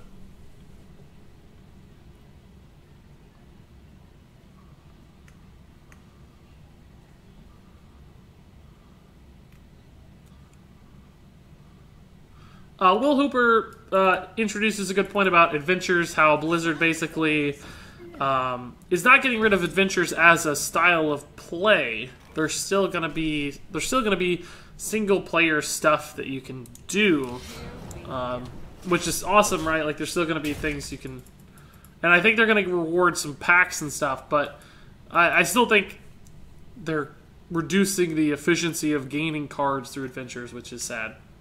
But yeah, I'm glad that the mode is not totally dead, right? Like boss battles and stuff, which is fun. Hi Regis, what's in the Water Priest? Well, we'll know before too long here when this run is over. Assuming we don't go to 12 wins and I have time. But I'll show you guys either way. I'm not trying to tease you. It's basically the core is the water package with Finja and Bluegill Warriors and Murloc War Leaders. But the special sauce, the secret, is Herald Volage. So in other words, if you play Finja on 5, and oh god, I didn't end my turn. Whoops. If you play Finja on 5 and you get to activate him, in other words, you summon, say, a War Leader and a Bluegill, which is already a good play. That's sort of the water package that got popular at the end of last expansion. That's been very good. And then you play Herald. you get a second war leader and a second warrior for free. And of course, the way the war leader buffs work is they're instant, even if it's a 1/1. So that war leader becomes a 3/2. Your other war leader becomes a 5/4. Your bluegill warriors then both become 6/3 chargers. I guess one's a 5/3 charger at that point. So you get like this insane board because Herald's a 5/5. Your Finja also gets buffed like crazy. So unless they have like the exact brawl or any sort of perfect answer, they're basically doomed. And then even then, you can do stuff like Divine Spirit your war leaders to make them sturdier. Even just Herald Volage, like War Leader into Herald Volage is a decent turn. It's a 5/5, a 5/4, and a 3/2, all summoned for 9 mana. And you also can play other cards off that synergy too. And then beyond that, it has like the combo pieces and some other things as well. This guy got off to a crazy good start. I hero powered here to kill this, then he taunted to steal it away, so it's really annoying.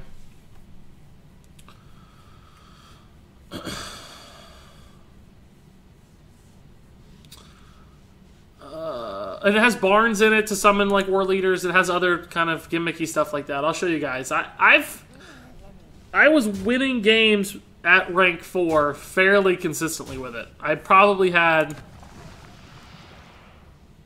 I don't even mind that really. I mean, it's good, but Betrayal is going to be really nice here. Betrayal Coin Shadow Strike is actually crazy good here. Alright, I mean, I don't even need the Shadow Strike. I might just go ahead and Glacial Shard. Although I sort of wanted to save this, right? I could coin the Shadow Strike. Zeril next turn. Zeril Glacial Shard next turn, I guess that's fine. This is worth, I think. I'm at 20. He's almost out of cards. I'm a little bit more worried about my health than I am, like, removal on the board. Because we do have the Wasp still, right? Like, the Wasp can trade into a big thing if we need to. We also have Assassinate for big stuff, so I think I'd rather just make sure I get some tempo and some survivability in my hands right now. I want to play the Shard, dude. Play something I can freeze for value. That's fine. We actually have a good weapon.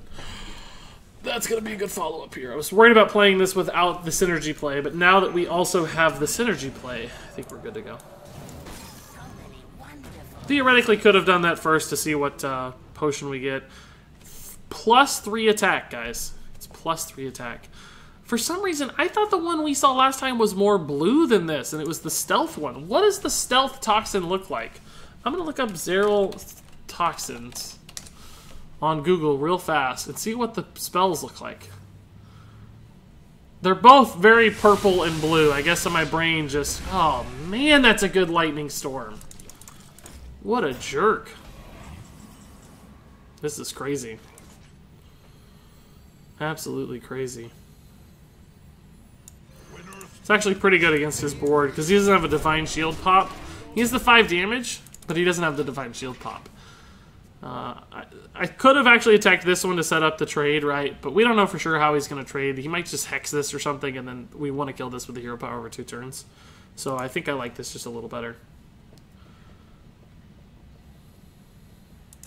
But yeah, Fade Leaf Toxin and Briarthorn Toxin, if you look, guys, I mean, frankly, King's Blood Toxin also looks a little similar, but Fade Leaf and Briar in particular look exactly the same.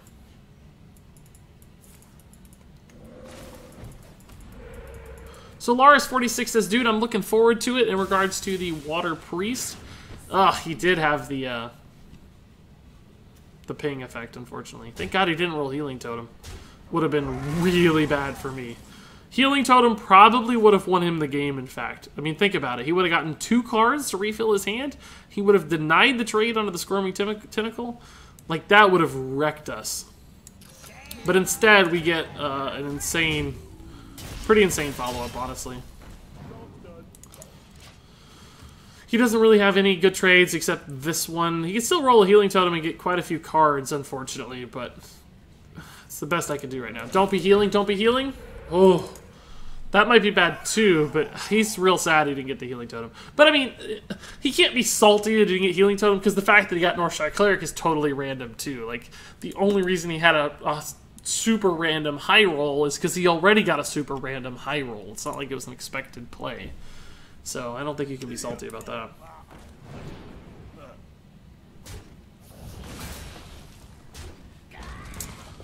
What are we gonna do with this board? It's like really annoyingly wide, and our deck just doesn't have any AoE.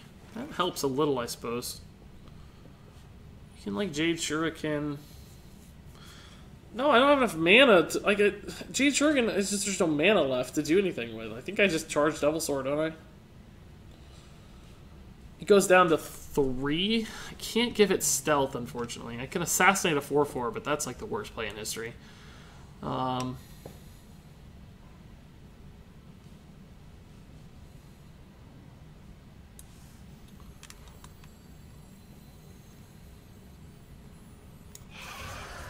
This is going to look a little weird again, but I think the only way he gets back in this game is some random crazy card draw off that. And again, we have a super late game deck, so I'm playing very defensively with my minions instead of what normally I'd like to go face and not trade into a 1/2, right? But see, look there, like, kind of rewarded. That's a great play. That saved him 7 health. Jeez Louise. That is actually annoying.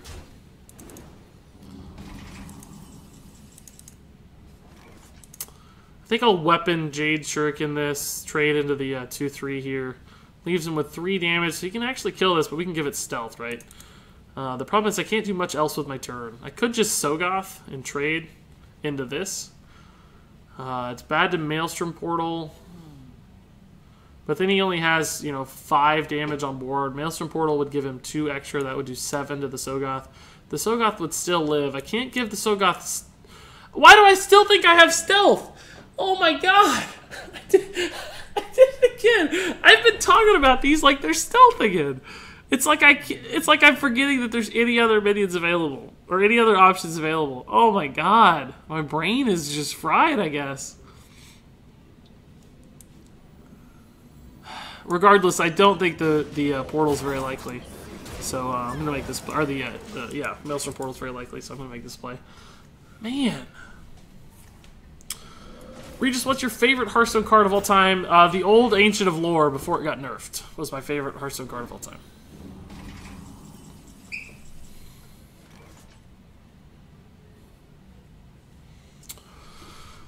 I think Elise, Jade Shuriken, Hero Power is probably fine. Elise, Jade Shuriken, Hero Power 7, 9, 10. We can even play the Flame Elemental. I think we'll save this by making this trade. We'll take the Sogoth down to 7. Shuriken Hero Power the Fledgling. I'm willing to go to 13. Like that's not a problem. Here we go. So because of things like Flame Tongue Totem, I am gonna deal with these minions instead of going 5 to face. I know. But we have 6 damage in hand. We could put it on a couple of these little token guys too to trade out if we want to, so I think we're good. Guadalupe wants to know, will you ever play or make vids of wild format or meme decks or serious decks? I'm not opposed to it from any... Oh, that hurt him almost as much as me, jeez. He's gonna actually kill the Sogoth though, good for him. Fortunately for me, I do not have any good plays. Oh my god. Doesn't even help. My hand is just god awful. Do I have to assassinate a 3/3 right now? And play a tempo big game hunter? I think I do. Good god. Might be the worst play in history of Arena. God. That actually helped him a lot. It was definitely better for him than for me, because he got to clear the Sogoth. He dealt with 2 of my dudes. He killed 2 of his dudes, but he also killed my 6/1. Hammer of Twilight. That's actually a really good card. Ugh. God, my hand is just awful. We gotta go all in, guys.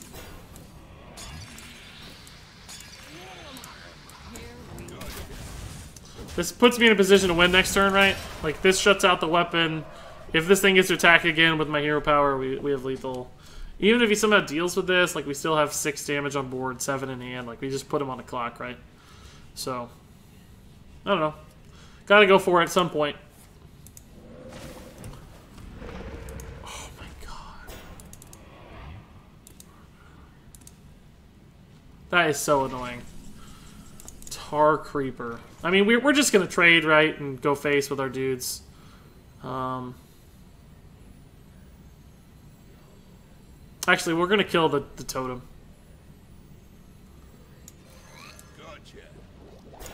He saved himself, though. I meant to kill the totem, but it's fine. It's fine. It shouldn't matter. I didn't care about the spell damage so much as I care about the fact that he might roll a taunt totem. Like, the taunt totem is more disruptive. Like, we decreased the chance of rolling taunt totem by so many %. This actually does not give us an eviscerate lethal because we don't have a combo. It's not a bad draw because he gets 2 cards, but he's out of mana is the problem. Yeah. Cool. Woo!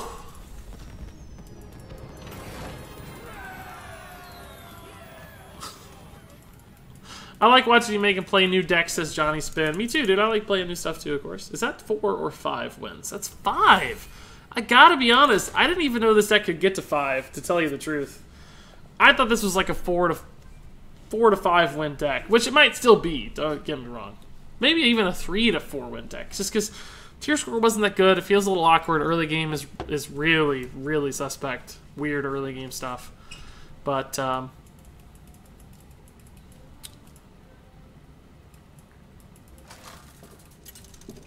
why did you not play the Murloc to ping and weapon?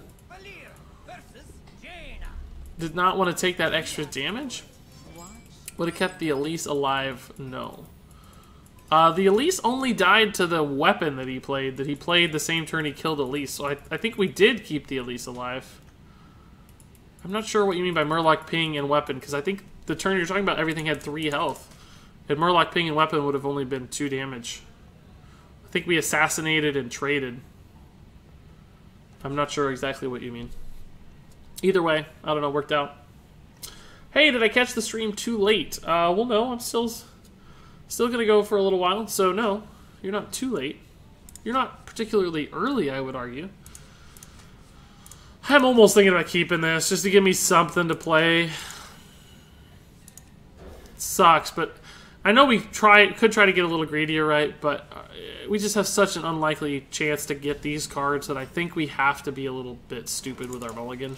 Because if we're not too careful, we're going to get Frozen Crusher, Sated Threshodon, so got the Slitherer. By the way, I don't even think we've seen the Threshodon in 6 games. Has it even been in my hand? Maybe 1 time?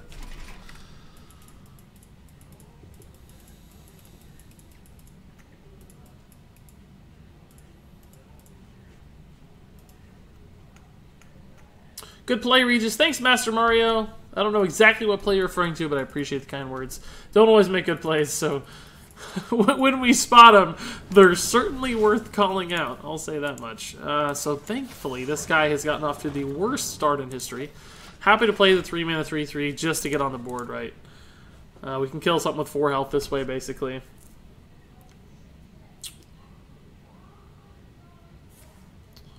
Reese, what do you think about my draft? Just got 2 times Dino Size. That's good. Vine Cleaver's good. Steed's insane. Drake's good. Noble Sack and Primal Fin Champion. That all sounds great, man. Good luck. I don't have enough mana. I know I waste a charge if I play the Shard here, but it kind of forces him to ping on 4. And I know he doesn't want to. Alternatively, we could just Zeril face, give him the trade. Got a decent 5 if I'm ahead on the board with Zeril. With Doomsayer. Yeah.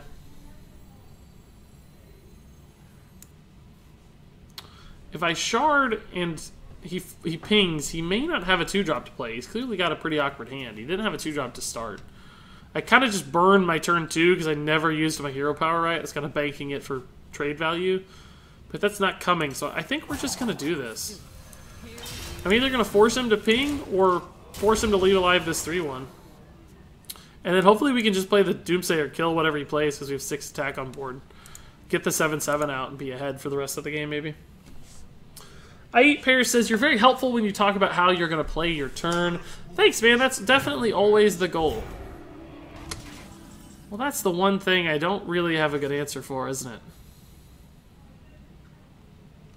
I think we can still do this. It's less likely to live now, but... Ugh. I was Gonna go ahead and use this, as bad as this is. I think I'm gonna go ahead and use it to pop this Divine Shield. Just because I think he's gonna ping it. God, he didn't ping it this turn though. Could pop the Divine Shield this way too. But I do think health is gonna be a constraint this game against Mage. I'm always worried about my health. Maybe I just don't do anything, but that gives him... Well, that's not going to matter. The Divine Shield doesn't actually matter if he goes this way. If he does ping, he's basically he's only going to be able to play a 3-drop. So I kind of shoehorn him into a 3-drop, which I think I can deal with. I'm actually just going to sit on this. It's a little bit weird. But that's just such an unfavorable lineup. I'm going to force him to react. Commit his turn. It's going to put me behind again on card advantage, but we have such a late game oriented deck. I'm okay. I'm more okay with him having cards than I am with losing a ton of tempo. He's got the kill for the Doomsayer. That's annoying. It's very bad. It's very, very bad for me.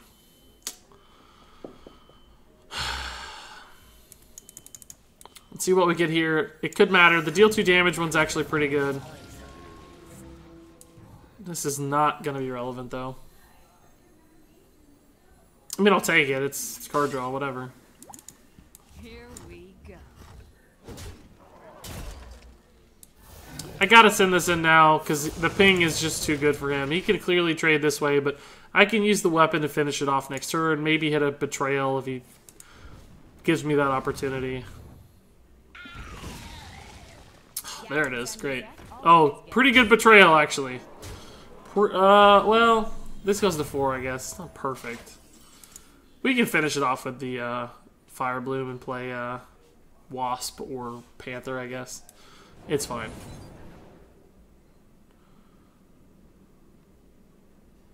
I gotta do it. We're too far behind on. This saves me 1 life. Gotta play the Wasp, because we're going into 7. Like, it's probably gonna be something pretty big. We can play Elise, Panther next turn if we need to. We can Hero Power Envenom Weapon, but we're at 16. So Envenom Weapon is, like, real annoying. Why did he well-played us already? Jeez, we're not dead. He can't possibly kill us from 16, I don't think. I mean, he might have, like, 4 burn spells in hand, though. Who knows? That doesn't help our Wasp from play much. I think we just go ahead and do this. We gotta leave the 3-1 out there as much as it sucks. Gotta leave this out too. Going down to 13 is bad, but we have to get some value off this, I suspect. Plus, I mean, we only removed 1 damage actually by killing that thing, right? The fact that he felt compelled to trade is a good sign. Because that means he's not thinking about my health total yet, right? That indicates to me that he doesn't have a ton of bursts in hand. Otherwise, he would have put me at 13 and just won the game over a couple turns. He doesn't think we're going to kill him because he knows he has a ton of health and we don't have anything close to getting him down, so... I need him to play a 6-drop and develop Sogoth, trade into the 6-drop, and play behind Sogoth basically the rest of the game. That's what I don't want. See, like, he could have put me to 9. Was that not worth it? That's, like, the worst, because I can't... Divine Shield breaks the effect here, and I can't use it, so... He has 6 damage on board. He won't be able to kill this right off, but... We don't get much in return by playing it, right? We're just really far behind right now. He has so many cards in hand, too. It's not like we're going to get ahead anytime soon. Double Fireball wins the game. Outright. We might have to send this Wasp into the Argent Commander, depending on what he plays. We just never got a turn to get value off that. That's so annoying. This is still alive, though, which is cool.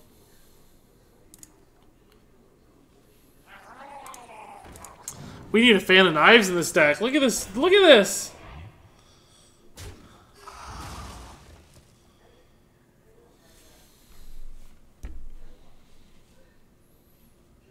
We desperately need a Fan of Knives in this deck. My God. Is there any good draws here? Bog Creeper. Jade Shuriken actually wouldn't be terrible, I suppose. Frozen Crusher's not it. This is too slow. I'm going to set it up, though, because of the Tolvir. Like, Elise is cool, but doesn't actually do anything. We're probably just dead here. He's got a good value trade. He's got 6, 7. He only needs 5 damage in hand. Firelance Portal, but I can't play around that, right? Like, I just have to hope he doesn't have it and play the best cards. There's nothing else I can do. Oh, well, I can play around Meteor, I guess. God, that sure seals the deal. That sure seals the deal. We even had a stealth minion, too, so we actually had the... Well, it wouldn't have been perfect. He would have been able to target the 8/8 regardless. We could have had a Sogoth alive, though. We could have had a Sogoth alive. But it doesn't matter, we're dead.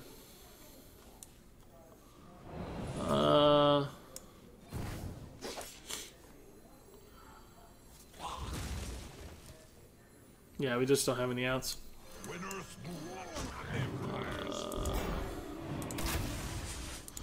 Can try, but we just don't have it.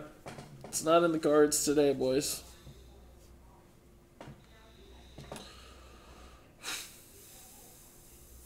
He's not pinging face. This is the point in the game where I just ping face, I think.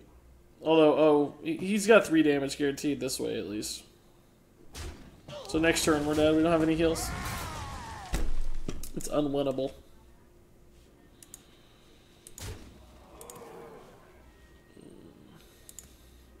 Let's see, if we played around Meteor, we'd be at 3 health right now. But, wouldn't matter. Here we go. GG's. Game plan, go to low health and stabilize with Sogoth. That has been the game plan thus far. It just doesn't work against Mage, right? Because they have so much burn. So many ways to get around that stuff. It's just not effective. Regis, please read my earlier comment about my gold. Regis, I have 405 gold and I just started playing not that long ago and I haven't unlocked the adventure, so should I save it to get it or buy packs? I think adventures are often going to give you a better just value for your gold, right? Like they're going to pay off better than do most other things. So I would say go ahead and get the Adventure Wing if you can find one that has cards you want to play and works with a deck that you want to play. Watch your back. Sorry I'm missing some comments here, guys. Parsa Panda says, what are you planning to do for your next top 10 video? I think it's going to be top 10 Discover cards. Not like the credit card Discover, but like cards in which you discover things, right? So, I'm not sure, but that's the plan. Hi, Regis Kilpin. Probably my first time watching you stream since you always stream when I'm sleeping, but I woke up to watch hockey tonight. That's awesome, late OG. Welcome, dude.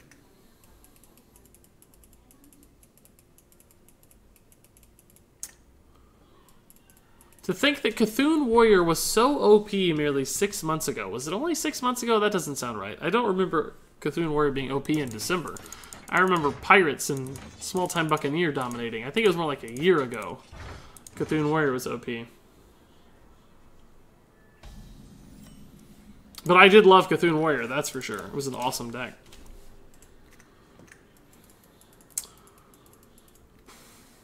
Blizz loves Regis Bronzebeard. I don't think so, guys. How do you plan to make a Water Priest? Well, this is not actually going to be a deck experiment. The deck is already made. So it's already made. It's got the water package, Herald Volage, some combo stuff, Shadow Visions, Radiant Elementals, some high health minions that taunt to protect the Murlocs and Finja and stuff. You'll see. This I have a feeling this arena run's going to close out here in the next game or two. So I'll still have some time to play the deck. I'll show you guys.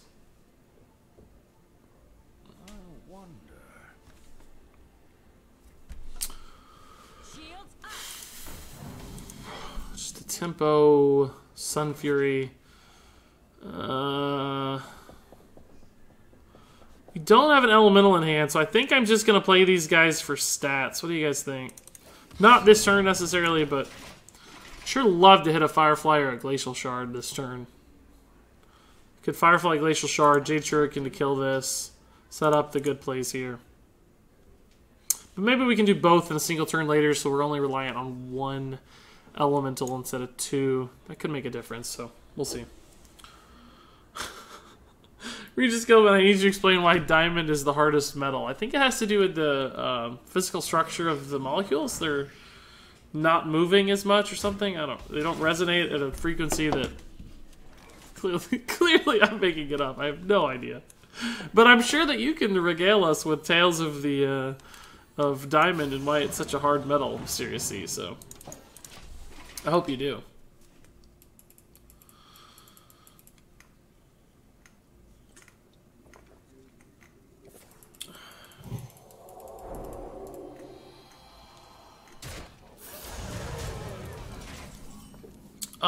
Johnny says, I still play Cthulhu Warrior now and again.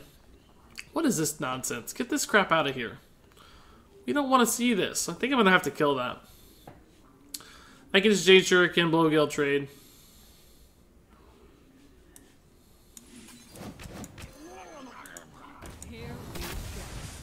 Take a lot of damage, but I actually end up with it. Oh! That's dumb. I didn't get the combo. Didn't get the combo. Just clicked out of order. That's stupid. That's dumb. That's a mistake. That could come back to haunt us. Probably not in a major way, but certainly could. We should have a 1-1 on the board. Thankfully, we're not like on a Jade deck where we're going to cost ourselves +1/+1 for the rest of the game. But still, +1 here could matter for sure. Whoopsie. What did you study in university/college? Psych. And more specifically in grad school, what is called industrial organizational psychology. Don't have a lot of great plays here, but at least we can theoretically protect this guy. If we had another 1/1 out here, we could trade that as well, which would be fun. But, we suck instead, so we don't have that. Oh, we could also have denied the taunt there, which would have been nice, but we don't have that either.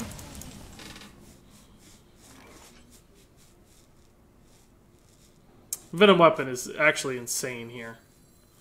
It's actually just ridiculously insane here. I can't even describe how good this play is. That's a game-winning play right there from Envenom Weapon. That is ridiculous. So good. Time to perform some science. Regis Science Spin is here. Tom in Korea is intrigued by the Water Priest idea. Finja was the first legendary I pulled from Mean Streets, but I didn't have it. Didn't have Murloc War Leader, so I couldn't do the Water Rogue deck that was popular for a while. Yeah, I had a lot of fun with the Water Rogue myself. Well,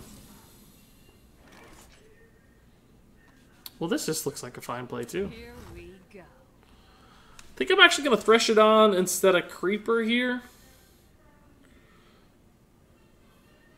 Just because it's more stats sooner, right? Like, in other words, when you got a Death Rattle minion like that, I think it's more advantageous to get it active early.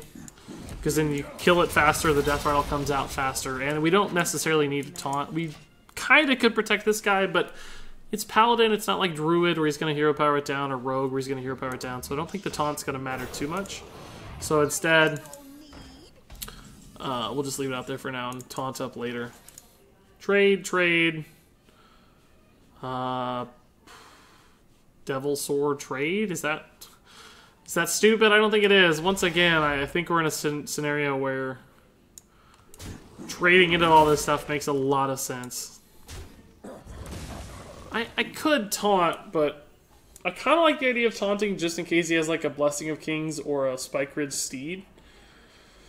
Because it means there's less damage that goes to my face, but it's off curve, and this guy just has more attack value for the next thing that comes out, right? Like, Spike Ridge Steed would be pretty annoying, though, because the health total would be awkward for what I have on board. We could just freeze it for a bit and maybe find a play later, but we can also Sogoth next turn for the big taunt, so I think we're going to be okay.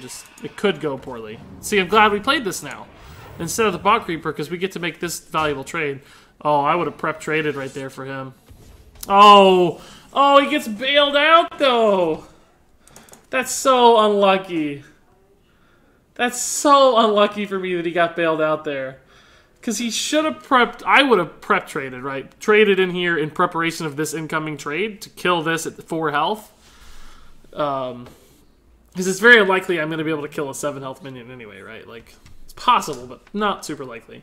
But instead, he gets bailed out with the swordsmith. Either one of the other ones would not have mattered at all. I mean, ultimately, at the end of the day, it's fine. We still get to kill it, right? But I didn't want to, like, Shadow Strike trade this Threshodon in, because this could be very valuable later, too. Just can't believe that. It was like a 1 in 3 there that cost me a 7 damage minion on the board that's very likely to have lived and traded into something in a future turn, right? See, how nice would it be to have a 7 attack, a 7/1 right now to trade into that, right? Like, we can still trade into it, it's fine, but just how cool would that have been?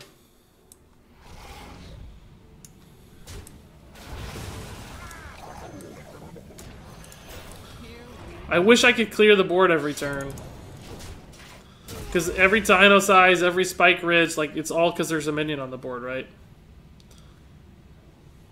If he has another Dino Size, it's gonna hurt real bad, because I can't actually Shadow Strike it, because he'll trade it. Every Knight I can deal with, that's fine. Blessing of Kings wouldn't hurt too bad.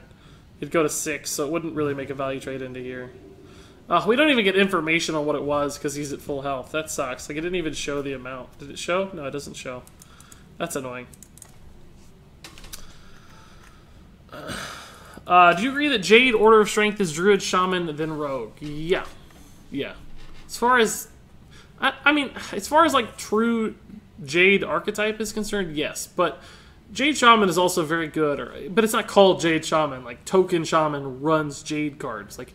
Shaman actually has the best Jade cards, but Druid has the best Jade deck, if that makes sense. So I think you're mostly right, but with that kind of caveat in there.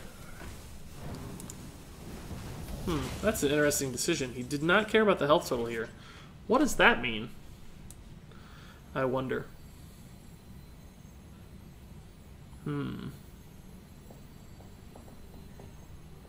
Why didn't he care about the health total here? What does that mean, guys? Does that mean he's going like equality next turn? I think it means I'm going to trade this into something is what I think it means, instead of like freezing it off the board.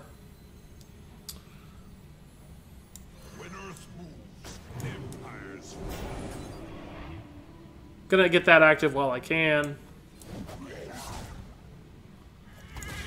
Actually gonna value my health more than these minions, because of things like Consecration, right?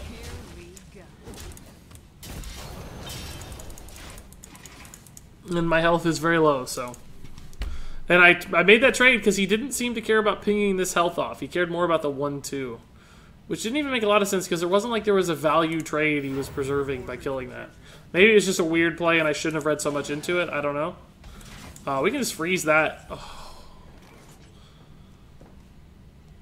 I'm going to freeze it for now, and we can assassinate it next turn. This just gives me the most damage and the most tempo, right? Like, we might just be able to kill him next turn now, right? We have 11, 12, plus 4 is 14. No, 16, 17 damage, right? 11, 12, plus 4 is 16, 17 damage.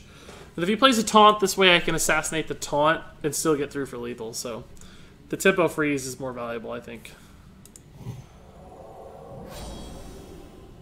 It's not going to silence it, obviously. Well, silence wouldn't help anyway, because it's dino size. Like, you don't want to silence a frozen minion. Yeah, we just win. Wow. That was close. That was scary. You don't silence a dino size minion, you idiot. I wish he'd silence it. That'd be amazing. Let's see.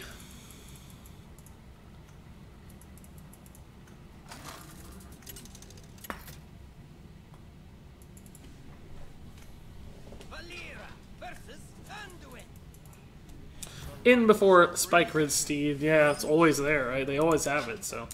God, I did not think this was a 6-win deck, guys. I don't even think we've played particularly well.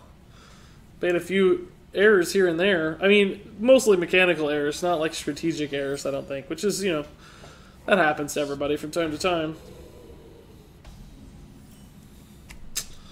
Ooh, that's the combo. I think we'll just hang out. No need to develop anything. Could take a little bit of chip damage against Priest. if he wants to do that.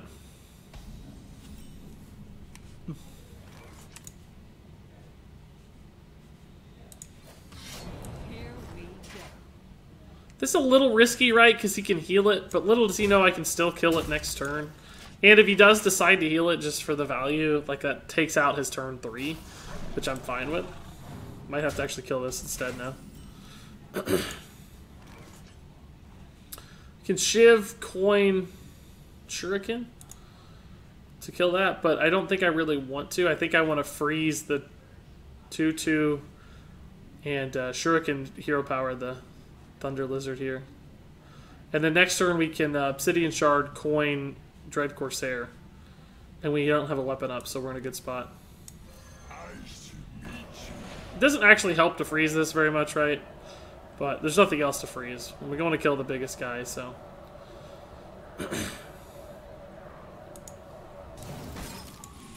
He actually nailed the combo this time. Well done, sirs. So he should take this trade here for sure. Hopefully denying this trade. But then I just get to Shard, Coin, Dread Corsair for the trade and a pretty solid minion. Ugh, that guy actually makes the Dread Corsair not very good, though. I think we still have to do it. It's just, it got a lot worse, right? Because now he gets to trade a 3/6 into a 3/3. He could heal it up to 5, and we don't have a great way to deal with a 5. We could Shiv, trade, Shard. Maybe Betray if he does something stupid. So I guess we still do this, but it feels a lot worse. What would normally be a pretty exciting play, it just doesn't feel as good now. He's getting low on cards already, though, which I think is a good sign for us, just because we have such a late-game deck. We don't have it yet, though, so we are going to need to get that stuff soon. Ugh, Imp Master's annoying. Not a good betrayal thing. So we can do the Shiv trade play, like I said, but we don't have much else to do. Firefly, Firefly, that sucks. It actually doesn't line up terribly against Imp Master. We get the Frosty on 6, but maybe the Shiv gives me a good target. I don't know. Not yet. It's a pretty bad priest target in general, actually.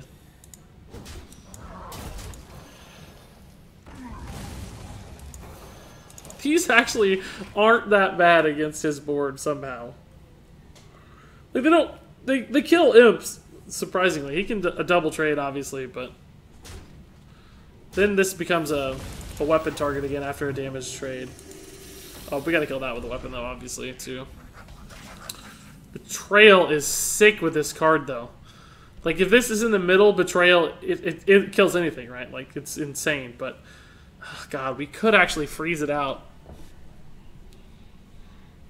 We could freeze it out, but then I don't actually have a way to kill it because I lose my weapon, right? I could betray onto other stuff, but right now that would be a 1/1, and that's it. So I think we just got to hit the Thunder Lizard here as much as the mana sucks. Because, no, we have the Frost Ellie. We don't have to. We can play it next turn. We can Frost Ellie this turn. So we can trade here, Hero Power, freeze the 1/4. Not that it's relevant, we just need a freeze target, right? So...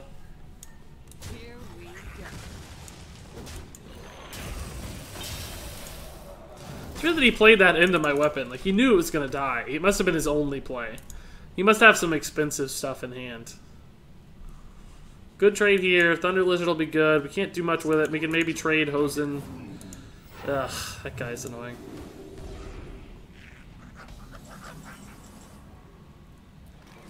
Second rate Thunder Lizard might be better.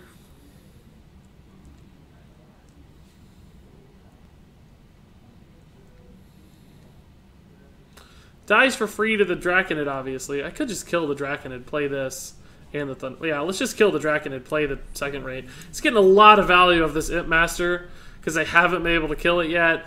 But the fact that this will kill it next turn means I think it's the right line. So we'll play it first, make sure it's discounted.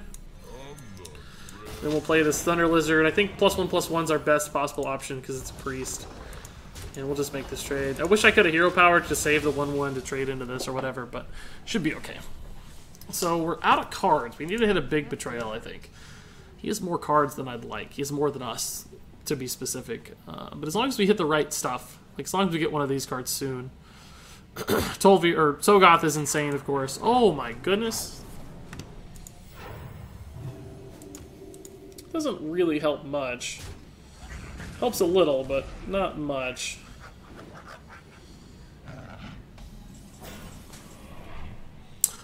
Ooh, Eviscerate's good. Sick.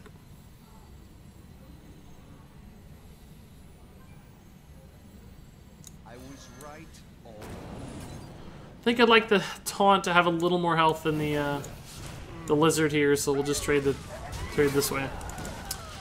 And of course, Eviscerate the guy with the most damage.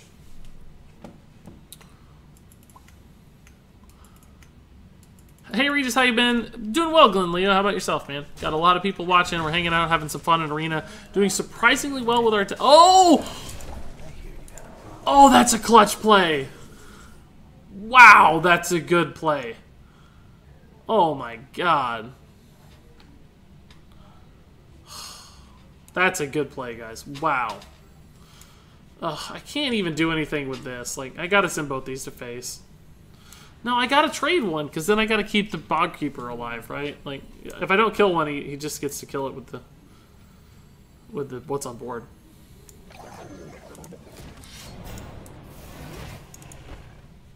I'm actually gonna go this way so that he doesn't get a value trade off the Ravenholt, right? Although, would I even care if he did? He could heal it to 3. Yeah, I would care. I'm gonna trade this way. I don't want to give him the value trade. I want him to have to go into the Bog Creeper. I'm going to go ahead and start hitting face because we're probably going to have the mana to weapon up every turn. If not every turn, then very least every other turn. So there's very little risk in just sending some damage face when we can. Don't have Holy Nova. Don't have Holy Nova. Or Primordial Drake. Really glad. Well, value trade wouldn't have mattered. That's a good draw for sure. I take that. I can't take chip damage at this point. I can re-weapon, but I can't trade into that to get the health more right. We can trade Hosen Healer on this guy, which is pretty cool. I need him to have some bad cards though. I don't care about that heal. The 4/5 is more annoying. The fact that it doesn't really set up for betrayal is also annoying. That's a good card. That's a pretty good play, guys. And imagine what was the choice? They wanted me to take SI7 Agent for Envenom Weapon. How many times has Envenom Weapon won me the game straight up? Like 3 games, maybe now? At least 2, probably. Like, forget that nonsense. I'm not gonna take freaking SI7 Agent over Envenom Weapon. Get out of here.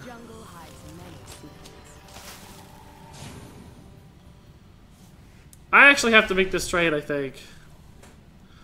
Not that Priest has a lot of buffs or anything that would hurt me, but... Thank you. I'm at 8. That would take me to 7. I guess actually I need to start going face. I gotta get some damage in.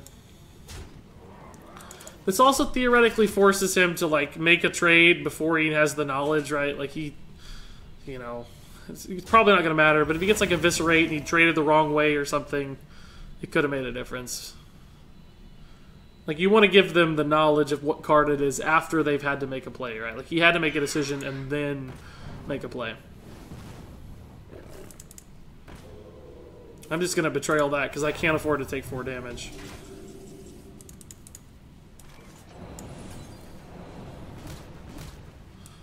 I think we definitely want the Threshodon to take the damage here. Just because if it dies, right, if it dies, it gives us some stuff back at least, right? So it's closer to death. Mind Control would suck, though, if he did Mind Control this. Also, that is so perfect, it's actually annoying. Like, we get to kill it, right? But it's just so annoying. The card is so good. So now we're just in a race. It's going to be hard for him to do 4 damage in a given turn. Unless that's like exactly Eviscerate, which would be really annoying. The Rogue cards are more likely to give him damage than the Priest cards are, right? Holy Nova's a sick play too. Thank God that has its effect, at least. Jeez Louise, dude. It's really good. Oh, so got this. So good, though. So good. I have to kill this to protect the Sogoth, even though I lose a lot of damage, potentially. We have threatening lethal on board anyway. If you get healed at 12, we have 11, so we don't technically have it, but if he wanted to commit a bunch of mana, we would have it. We can ignore that and just go face. Oh, no, we have lethal. Cool. The lonely bluegill sniper puts us over the hump for 7 wins. I'll take it. I'll take it. Wow. Wow. Guys, this is not a 7-win deck. Despite having 3 legendaries, right? They just aren't that good. At least, we've never even seen the pack, so this is literally just a 5-mana 5/5. Zeril, just very weak body for 4 mana. Sogoth has been clutch, though. Sogoth is pretty insane, I guess. Sogoth is the legendary that matters. Whew, 7 wins, guys. I'm feeling it. This is good.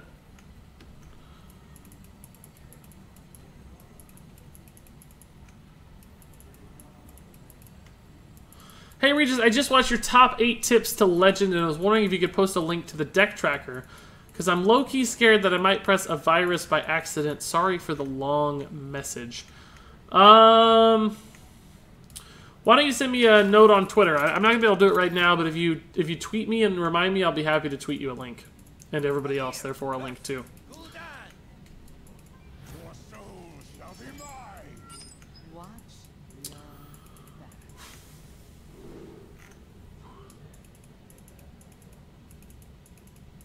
Cracked Doodle mentioned having 2 times Blessing and 2 times Dino Size. Sniping suspected. Maybe it's possible, actually. I never thought about that, but just don't seem like I'm a sniping target yet. But I guess it is possible.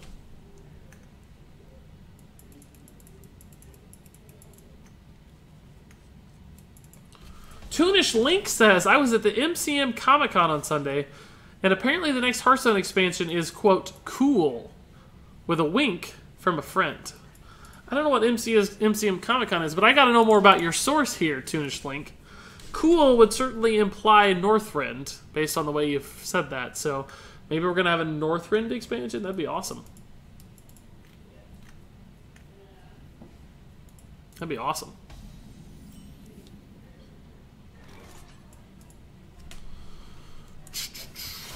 Hero Power's fine. Don't have much else to do. Can play this on 3. It's not bad. It's a Grizzly. We don't have anything else to do, so it's probably going to be the play. Hopefully he taps here, gets me a little ahead on board. That's actually fine, too. It doesn't really threaten the Dread Corsair. The question is whether or not we want to Hero Power it.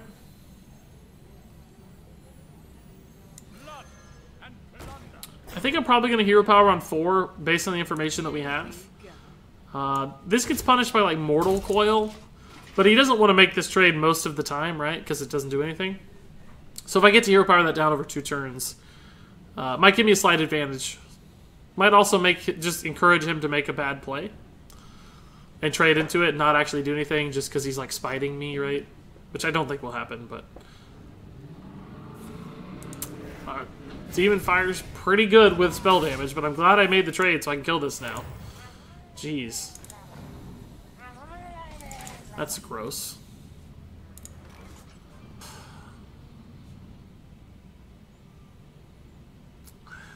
I don't have any plays. As stupid as this is, I think this is the betrayal turn, guys. So bad. But I think it's the betrayal turn. I don't have anything else to do. What else am I going to do? Nothing to play. Has to be betrayal.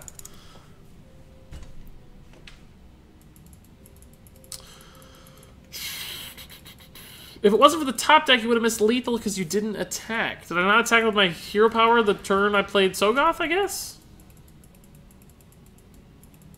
I'm not sure exactly when that would happen. Maybe so. I don't know. You guys are better at spotting that stuff than me half the time. I might propose that with Sogoth, I didn't have the mana to re-weapon. So maybe I was thinking about saving the hero power over multiple turns in case I needed it. But that would be an excuse, I think, most likely. It sounds like I just misplayed. Who knows? I think I'll just develop this, right? It's not good, because we just re-hero powered, but we're not going to play the Blowgill or the Shard on their own. I might actually just play the Shard to get some stats on the board. But then I don't have a turn 6 play. I also lose my ability to activate an elemental in the future if we draw one in the future in a more controlled setting. He might have Mortal Coil too, which gets punished, so I guess we'll just hold. We don't have to play it. The tempo freeze might be way more valuable than anything else. Regis Science Bin, thank you for the follow. Appreciate it.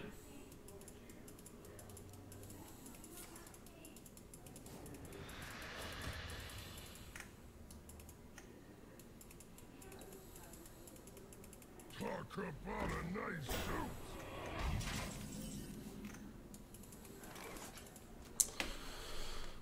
Well, that's not much of a play, but I don't honestly don't have anything to do myself, so I think I just play the tempo Game Hunter. Sucks. We're both making terrible plays. The problem is he's getting to life tap while he makes terrible plays, and I'm not. So he's getting a little farther ahead on card advantage, which is a problem. It's going to put us in a tough spot. If he has any sort of good late game twisting nethers and stuff, our late game, you know, Sogoth strategy is not going to work against this dude. That's also a problem. God. I can kill 3 of them. Leaves 3 on the board. I think I'd rather just play the Threshodon and go face, honestly. Like, I just can't deal with all these. Like, what am I supposed to do? I could Hero Power 1, but I honestly don't even think it's worth it. I think I just kind of have to let him sit out there and do my own thing at this point. Maybe next turn I can freeze a big guy and low gill 1 down, like kill him over time. I don't know. He might trade into stuff with him. I suspect he'll certainly kill the big Game Hunter, so that's 2 of them I don't have to worry about, for instance. He certainly can't Hellfire either when he's... Oh, God. Well, that was not a thing I expected to happen. Regrets. Not only... He's like killing our BGH. He waited to kill the BGH. Well, of course he had to because he wanted the max stats. But it's kind of a poetry that he killed the BGH immediately after playing this thing. At least I can freeze it, right? Can maybe draw and assassinate in the meantime. That kind of stuff. Like, we can figure out a way to kill it over a couple turns here, I think. Or maybe just kill him in the meantime. Who knows? Is the Shiv actually better here because we're looking for the Assassinate? Yeah, I think so.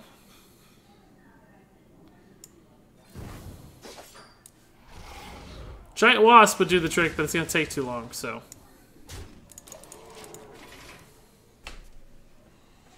5 mana 10/10, pretty good. Yeah, pretty good. You got the White Eyes dude there. Huge fan Regis says, Flight Gab, have been watching your YouTube videos for years and just now got signed up for a Twitch account. Well, welcome, dude. Thanks for the kind words and all the support throughout the years. Hope you're having fun. You've got to attack with the dagger at the end of the turn. You had 2 charges, but no problem. You got him. Yeah, that sounds like a mistake, certainly. Well, we can just tempo freeze him again here. Devil Soar into this and Weapon into it. Send 5 more to face. We might just set up for a lethal next turn. Could freeze and play the Wasp also, though. He just Primordial Draked.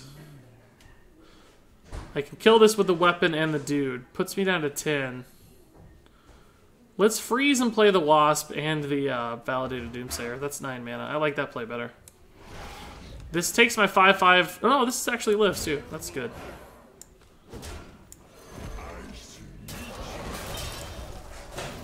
If the Wasp falls through...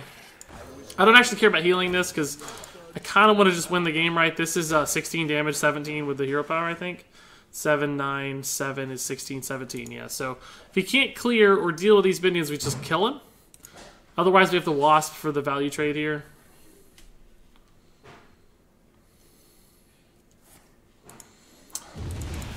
Oh, Hellfire is pretty good, though.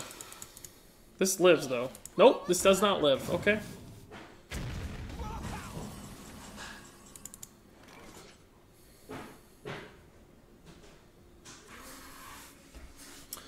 I'm 1 off from being able to kill this with Bluegill. I could weapon it, of course, but that's not very exciting. Do I just stall it with the taunt, guys? Like, is that a thing I can do? I can get the guaranteed Devilsaur clear for it right now. But I lose my entire turn, basically, right? Like, I don't develop anything on the board. We still haven't drawn the Assassinate. That's a good Hellfire. Brutalized by Hellfire here. Really tough.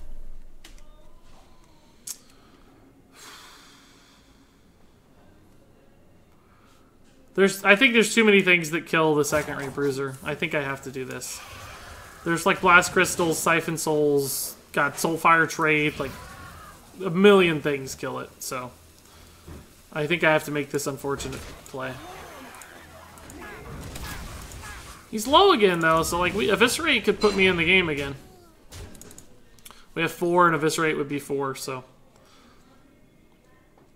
we're at 7 as well, so a lot of stuff can happen still. But we were technically ahead on board, but he has a lot of cards. He's not going to need a life tap probably with 6 cards in hand. Taunts are bad.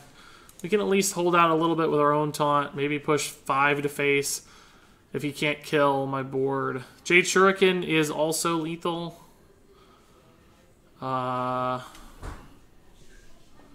good draws. Sogoth would be sick. Bog Creeper would be a sick draw. Really just like to see Eviscerate or Jade Shuriken, though. It's like 2 out of... Taunt would be annoying, for sure. Taunt Divine Shield or something would be annoying. Poisonous I don't really care about so much. Taunt I do care about. That's very bad.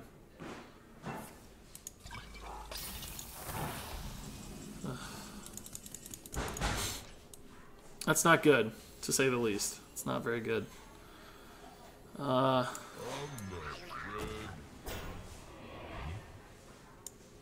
think I gotta do this, and I think I have to play this too. Just to get the stats on the board in case they give me the damage I need next turn, right? Because only 2, otherwise, once he makes this trade, he might just be dead, right? Blast Crystal, Siphon, same stuff as before. Because we couldn't kill this without using our hero power this turn, which means we would have died to the 8 damage, obviously, so. The Poisonous was a waste. He must have had bad choices for the Poisonous. Hopefully he just has to make the bad trade. And we have 4, and again, Eviscerate, Jade Shuriken. Like, we're in a position here to maybe squeak this out. It's going to be tough, though, because he has cards. Cards are the problem. Taunt also was the problem. We wouldn't have top-decked it anyway, it turns out. So the taunt didn't actually matter. We were going to have to deal with that minion regardless. The taunt ended up actually being a bit of a waste, just based on our draw. Of course, he made the right decision to pick it. It's just in hindsight, it didn't really make a difference, so...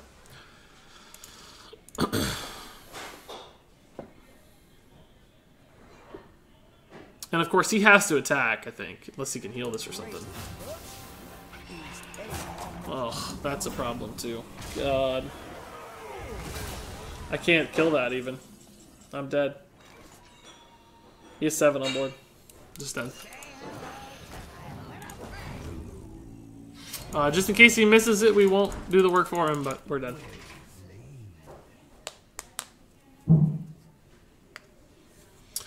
Should have traded Murlocs into the 10-3. We didn't have a 10-3. We had a 10-5, I think. It took 2 damage from a Primordial Drake and 3 damage from a Hellfire.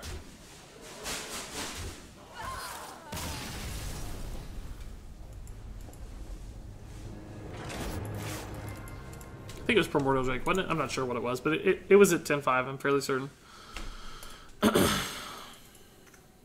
Well, guys... honestly, I'm still actually really happy with a 7-3 run for a 68.9. That's overachieving. I think that's a good result. Tough loss there at the end. We were real close to squeaking it out, but I still exceeded expectations, my own expectations for this deck. I'm sure somebody better could have played it even higher, of course. But you can't complain when you get 150 gold back for your arena run. You can complain about this. That is absolute junk. You don't need common cards, common classic cards, for getting 7 wins in arena. Whatever. Let's see how the pack goes, though. To be expected. And there you have it. That was my Rogue Arena run. I don't think we ended up with the best deck, but we still strung together. Nice little set of wins and got to that magical, mythical 7-win mark where our Arena run was basically free, which is always a nice thing to see. All that said, if you guys have any thoughts, comments, questions on this deck, please do leave them in the comments below. But until then, thank you so much for watching. And until next time, game on.